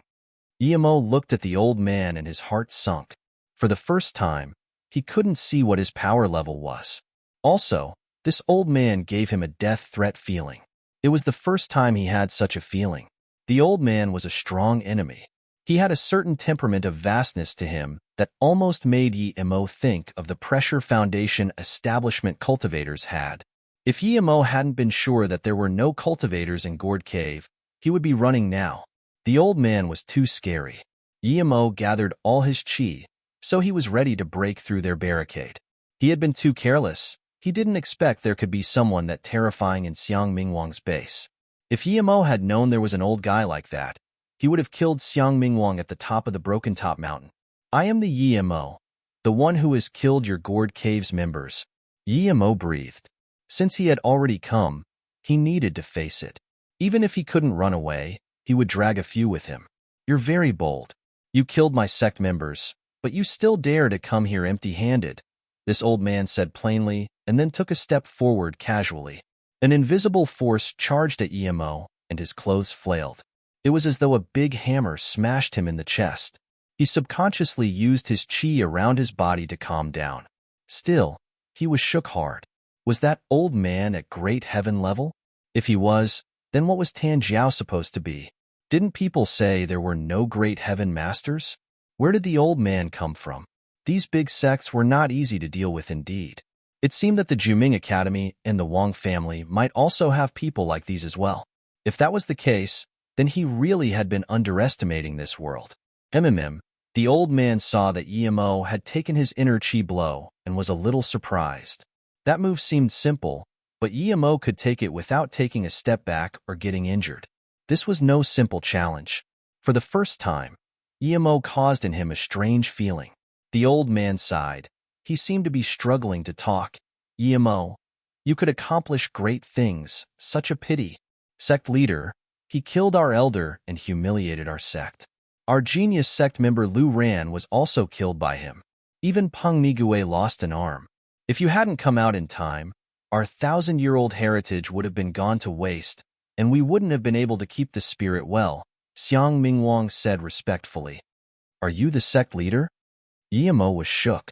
He didn't expect the sect leader to suddenly finish his solitary cultivation. That's right, I am the sect leader of Gourd Cave, Ren Pingchuan. Since you killed that many sect members of mine, then no matter how genius you are, you need to stay here today, Ren Pingchuan said plainly. Yi-Mo sneered. He was going to give his all. He couldn't dodge it either way. He looked at the extremely old man and sneered again. Sect leader Run. I respect your power, but not your character. Your sect provoked me. Am I not allowed to retaliate?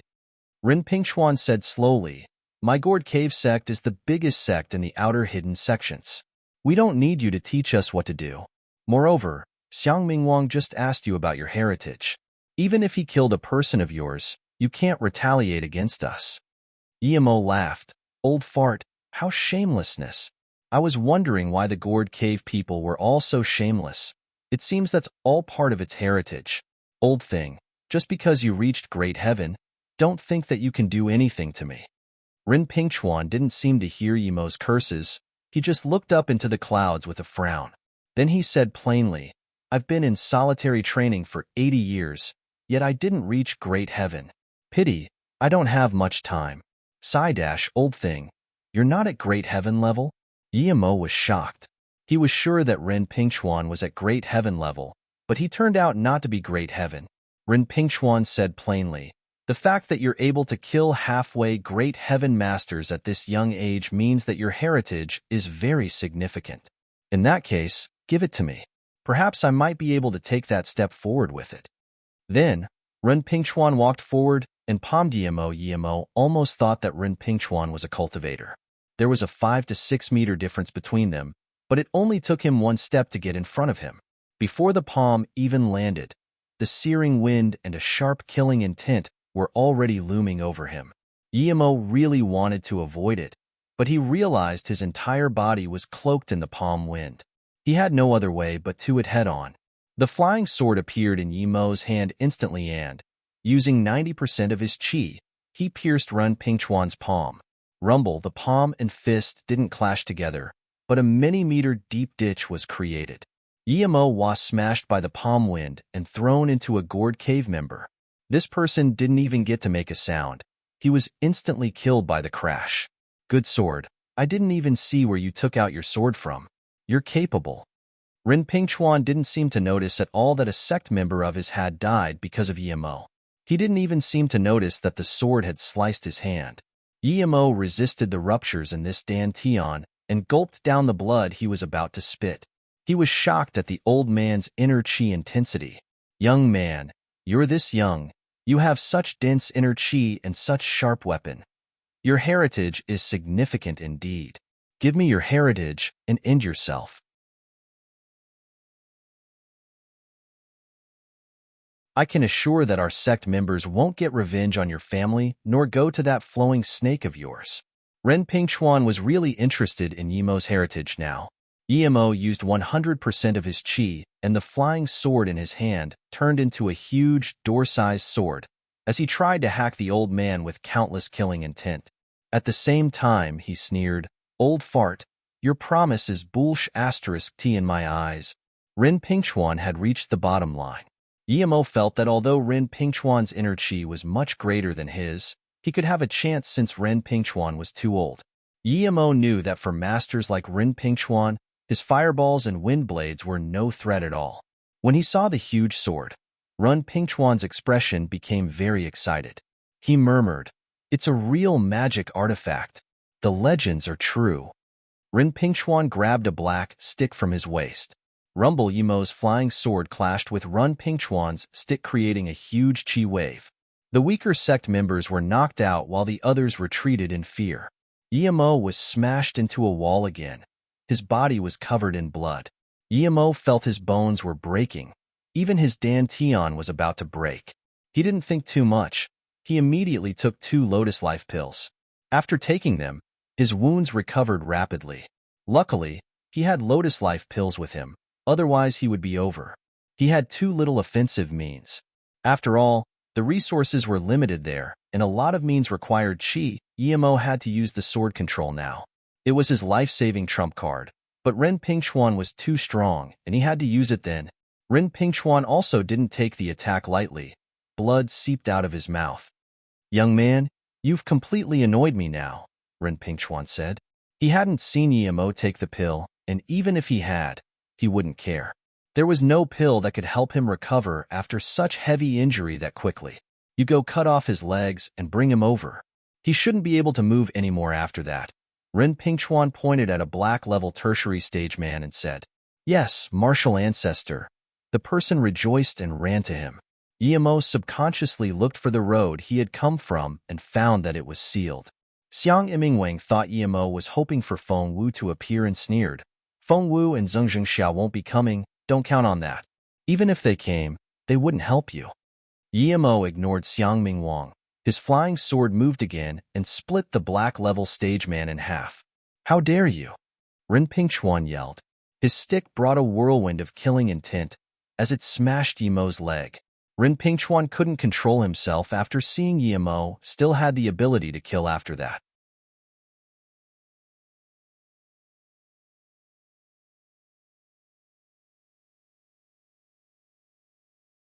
Ren Pingchuan's cane brought a bursting force with it that shook the entire square. Even the sect members on the side were suffocating from that attack, much less Yimo, who was at the forefront of it.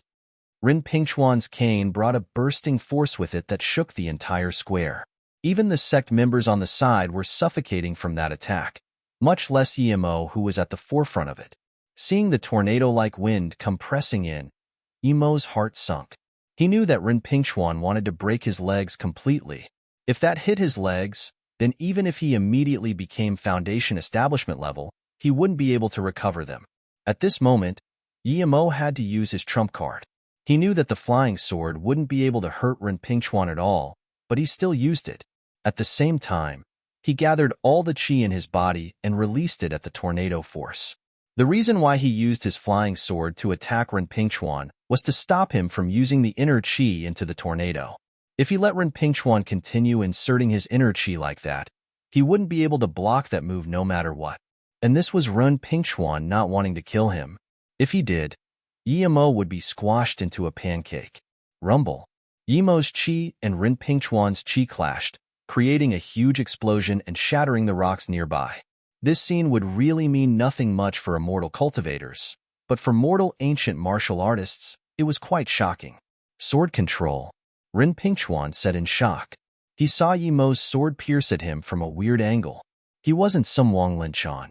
He could tell that this flying sword was controlled by inner qi. There was such a thing in the world? Rin Pingchuan's heart was full of astonishment. He immediately stopped putting qi into the tornado and used it to attack Yimo's flying sword instead.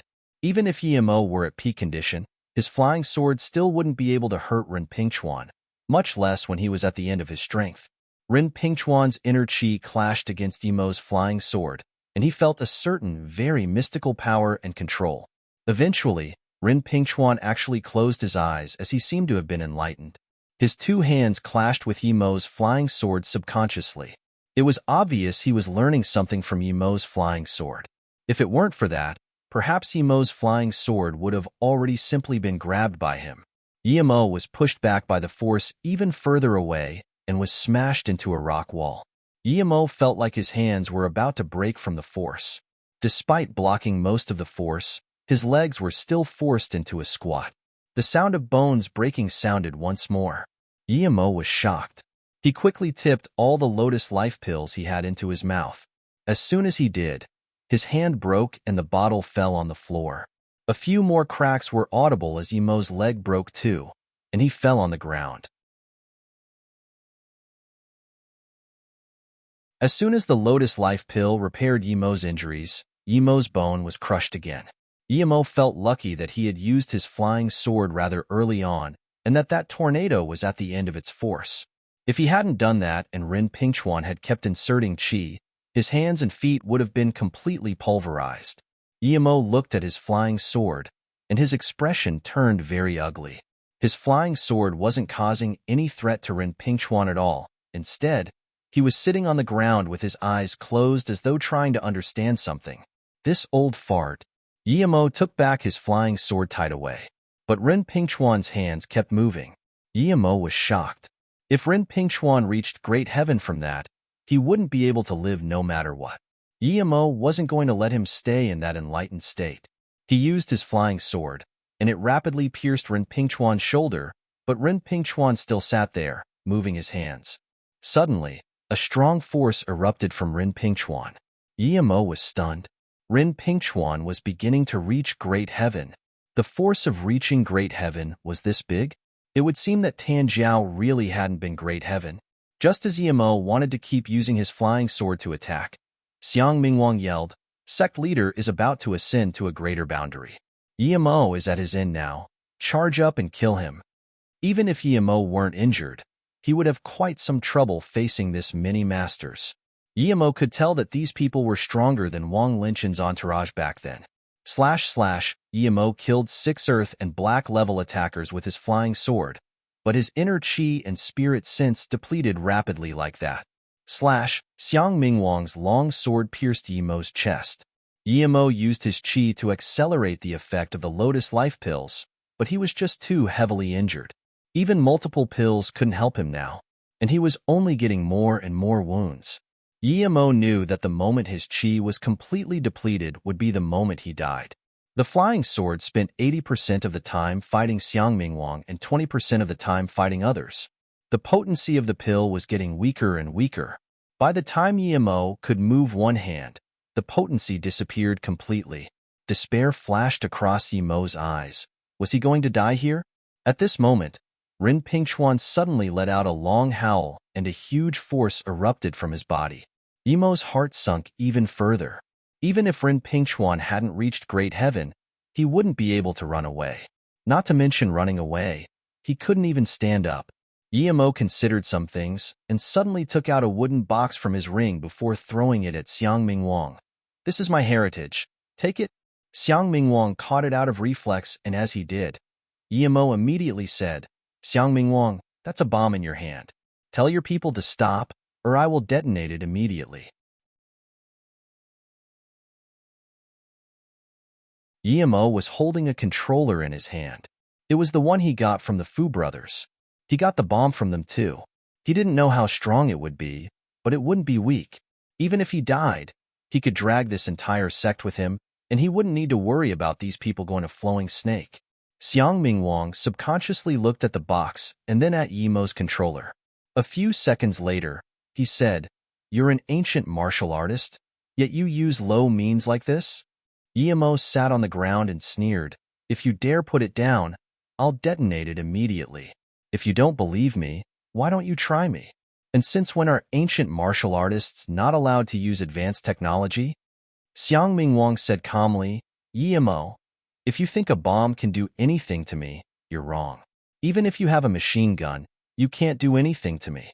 Hand over your actual heritage and controller and end yourself. I promise I won't look for trouble with your family." Yimo really wanted to jeer at him, but the burning feeling from his dantian made him spit blood. He knew that even if Xiang Mingwang didn't do anything, he wouldn't last much longer. Pity, his Lotus Life pills were all used up too. Yimo knew that Xiang Mingwang was right. If this was just an average bomb, it would merely injure him or at most kill only him. At this moment, Yimo could only hope this was no ordinary bomb. Xiang Mingwang was about to put the bomb to the side when Yimo gave a final warning. "Xiang Mingwang, if you put it down, I will detonate it immediately." Xiang Mingwang was furious, but he didn't dare to not listen to Yimo. If this bomb was really not an ordinary one and he threw it out, the entire sect would be destroyed due to him. At the same time, Yimo was trying to gather some of his qi. He only needed a little bit, yet he couldn't do it. "Xiang Mingwang, tell your people to retreat to the door or I will do it," Yimo threatened coolly. Once they retreated to a certain place, he would be able to fly away on the sword. Xiang Mingwang didn't want to do it, but he had no other option. He didn't dare risk himself and the sect. Meanwhile, Ren Pingchan's force was getting more and more potent. Yimo was worried. He knew that Ren Pingchuan was about to break through. In his desperation, he bit his tongue and spat out blood, forcefully gathering some qi in the end. Then he summoned his sword under his butt and flew into the sky. Before they realized what was happening, Yimo pressed the detonator. He knew that if Ren Pingchuan woke up, he wouldn't be able to run away. "Haha, I have finally reached great heaven." Before Ren Pingchuan could properly enjoy his success, a huge explosion sounded in the valley. Rumble, the ensuing shocking explosion and eye-piercing bright light, made Yimo dizzy. Yimo could no longer actively control his sword and fell unconscious on top of it, and the sword plunged into the Liansong River.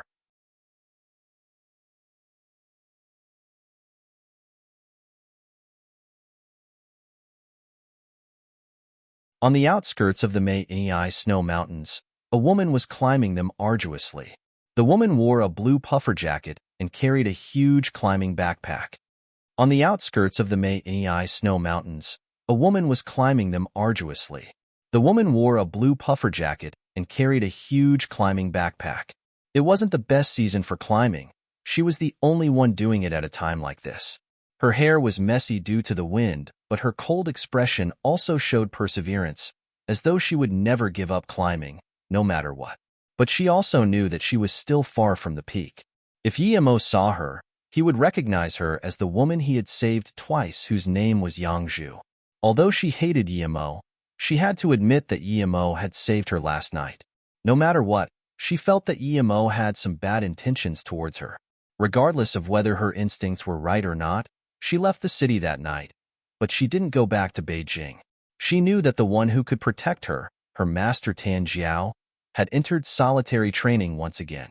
Her martial uncle Wan Qingfeng hadn't been back for a while due to some incident last time. Even if her master hadn't gone into solitary training, she couldn't rely on him. Ever since her master had come back last time, his attitude towards her had become apathetic. She knew that it was due to Yimo, and she needed to walk her future path by herself. Without her master's support, she didn't dare to go back to Beijing with the Black Rising pill. Even if the people from the hidden sects didn't do anything to her, she couldn't resist the authorities' children in Beijing. Her master didn't like her, and the Song family was gone. She was a lone wolf now. She wouldn't have imagined that she would happen to see Yimo again when she was attacked in Beijing. Hence, she left the Ghost City at night and went to the Mai Snow Mountain. She had come because she was aware that her power was weak. It was no simple feat to kill Yimo and get revenge. When she went to the Broken Top Mountain's tomb, she got 3 things. She found a jade slip and a yin-yang fish. Other than that, she also got a map from the two tomb raiders. It was obvious the map led to a tomb which was at the Nei Snow Mountain. If it had been some other time, she wouldn't have cared about it, but what she got from the Broken Top Mountain changed her mind. That night, she had overheard the two tomb raiders saying that the tomb belonged to a descendant of Yuan Tiangang. Yuan Tiangang was a mage of the Tang dynasty. It's said that he knew Dao art. If he did, she might be able to get it from the tomb. She couldn't figure anything to do with the fish, but she somehow got an inner qi cultivation method from the jade slip. When Song Yangzhu focused on it, the jade slip turned back to normal. She had thought it was just an illusion, but when she practiced according to the cultivation method, she found that in one night her inner qi had become stronger. This discovery made her very happy.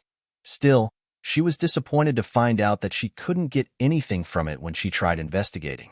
This made Song Yangzhu more fervent about going to the ancient tomb in the Nei Snow Mountains. The only thing she was confused about was that she had fallen unconscious in the tomb that day, who had saved her and brought her back. It was stuck in her mind. The Songlian River was very beautiful. When Song Yangzhu got there, she had already forgotten her purpose. She rested at one of the river's branches. The water there seemed a little red. It had the name of the Peacock River. Song Yangzhu looked into the river and got lost in her thoughts. If she didn't have to take revenge for her family, she could imagine herself going there with the person she loved. Such a pretty place, Song Yangzhu murmured and then put down the bag. She decided to stay there for the night and leave the next morning. Song Yangzhu made a simple tent by the river. Then she walked over to the river to wash her face. She had been on high alert for a few days, and now she could finally relax a little. But when she approached the river, she found a shocking scene. Moments ago there had been nothing there, but now there was a body. Was this person dead or alive? Song Yangzhu dragged the man to the riverbank, and she realized he was covered in sword wounds. Song Yangzhu could see that the person was probably an ancient martial arts cultivator. He had probably died from such serious injuries already. Thinking about this, Song Yangzhu grabbed a branch and flipped the man over. When Yimo fell unconscious on the flying sword, he knew it wouldn't end well.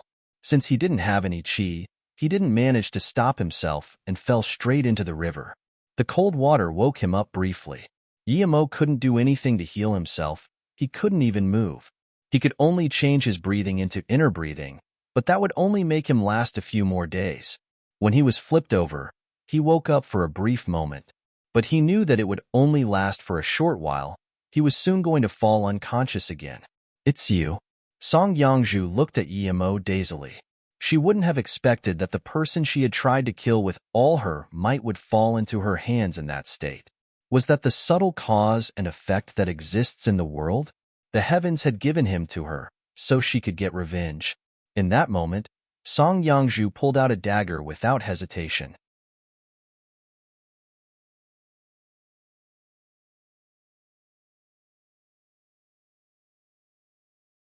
Yimo opened his eyes and found that he actually knew the woman who saved him. It was the cold woman he had saved twice before. Yimo opened his eyes and found that he actually knew the woman who saved him. It was the cold woman he had saved twice before. Yimo didn't realize that this woman wanted to kill him. After all, she had seemed to merely dislike him, not to the extent where she wanted his life. Perhaps she disliked him due to what happened at the Special Forces barracks? He thought Song Yangzhu had saved him, and upon seeing her, he felt relieved. Good people got good returns indeed. He saved her twice and now, she saved him.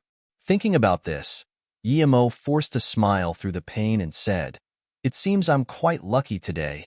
Then, Yimo closed his eyes and started to heal himself with qi. Without the Lotus Life pill, he could only rely on himself to heal his injuries by performing inner qi cycles. Hearing these words, Song Yangzhu was struck. It had been him. It had actually been him. She remembered how that night at the tomb, she was so scared she fainted, but she still had some bit of consciousness left. She vaguely remembered being carried and hearing the words, "I'm in a good mood today. It's your luck. I'll bring you out." When she woke up again, she found herself in her hotel room. She knew that hadn't been a dream, but just didn't know who it was that saved her.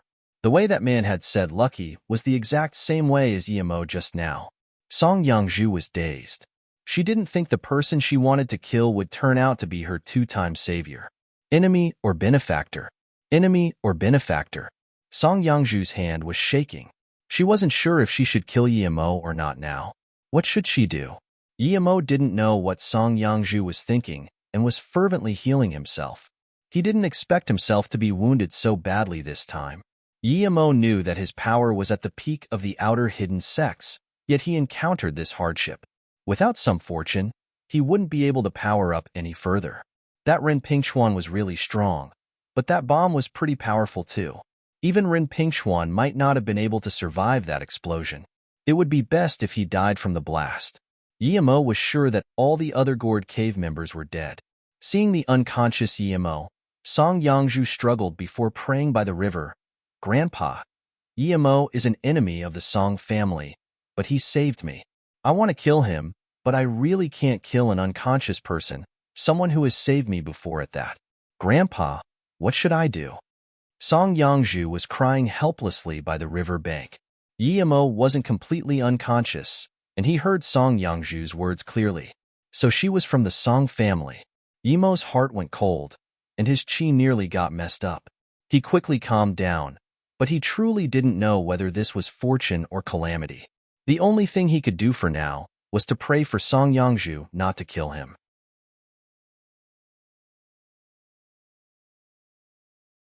He didn't have a single strand of chi or spirit sense in his current state, but even if he had some, he wouldn't be able to kill Song Yangzhu because he couldn't move at all. Furthermore, he didn't have his flying sword anymore. Without his flying sword, even if he recovered, his fighting power would be weakened. Song Yangzhu cried as she picked up the dagger and walked in front of Emo. Emo thought, "Am I not going to escape death after all? Emo, I can distinguish clearly between enmity and kindness. You saved me once, so I won't kill you today. Before, you brought me out of the tomb, and today, I pulled you out of the river. Whether or not you can survive is up to you. From now on, we have nothing to do with each other, but the Song family was still destroyed by your hands. The next time I see you, I will kill you to get revenge for my grandpa." Song Yangzhu's tears kept flowing as she said this. Afterwards, she packed her things and left without turning back. She didn't know whether Emo had been conscious or not. Emo could hear Song Yangzhu's footsteps get further away and let out a breath. Although he was still in the middle of snowy mountains, and if he wasn't able to recover, he would still die, that was definitely better than being killed right there and then. In the depth of her heart, Song Yangzhu hoped Emo would die from his injuries or get eaten by some wild animals. But she stopped herself from thinking about it. Songlian River got very cold at night. Emo was very grateful that Song Yangzhu didn't kill him. Who would have thought that someone from the Song family would rescue him? He had made up his mind that next time Song Yangzhu tried to kill him, he would let her go. He had only killed a couple of the Song family members anyway. Since he had let most of them go, of course he could do the same for Song Yangzhu who had saved him. The main thing with Emo was to never touch his bottom line. If someone did, then Song Yangzhu or not, he would kill them all the same. Weird sounds were coming from the Peacock River, but Emo didn't mind it and just laid still at the riverbank. He was much happier than a few hours ago already. He could properly run meridian cycles with his chi now, which meant that his speed of healing would rapidly increase. It was lucky that he'd eaten that entire bottle of Lotus Life pills. If he hadn't, he would be dead by now. A wild bird flew by Emo and startled him as he was still healing. Emo opened his eyes and found that it was day already. Ice had formed on his clothes. He struggled around and found that his leg bones had started to heal, and his hands could move now. His spirit sense had also recovered quite a bit by then. Emo sighed and took out a few normal pills, quickly eating them. He was slowly beginning to recover. When he could mobilize most of his chi again, he would go back to find his flying sword.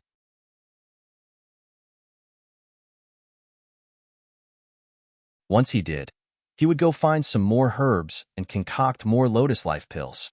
With that, he would heal even faster. After digesting the ordinary pills, Emo knew that it would be useless to eat any more of them. He took out a sword to support himself in getting up. Regardless of whether he had managed to kill everyone at the gourd cave, it wasn't a good idea to keep staying by the river. Guillermo knew he was even weaker than an ordinary person at the moment, so he wasn't in a rush to find his flying sword. A few hours later, Guillermo appeared by a rock not far from the river and found a hole to slide into. Afterwards, he blocked the hole and started to recover once more. Meanwhile, tens of kilometers away, Song Yangju was looking for the entrance of the tomb with her map. You're tuning in to the Warrior Lore YouTube channel. Don't forget to subscribe and join us on this journey to catch the most captivating stories.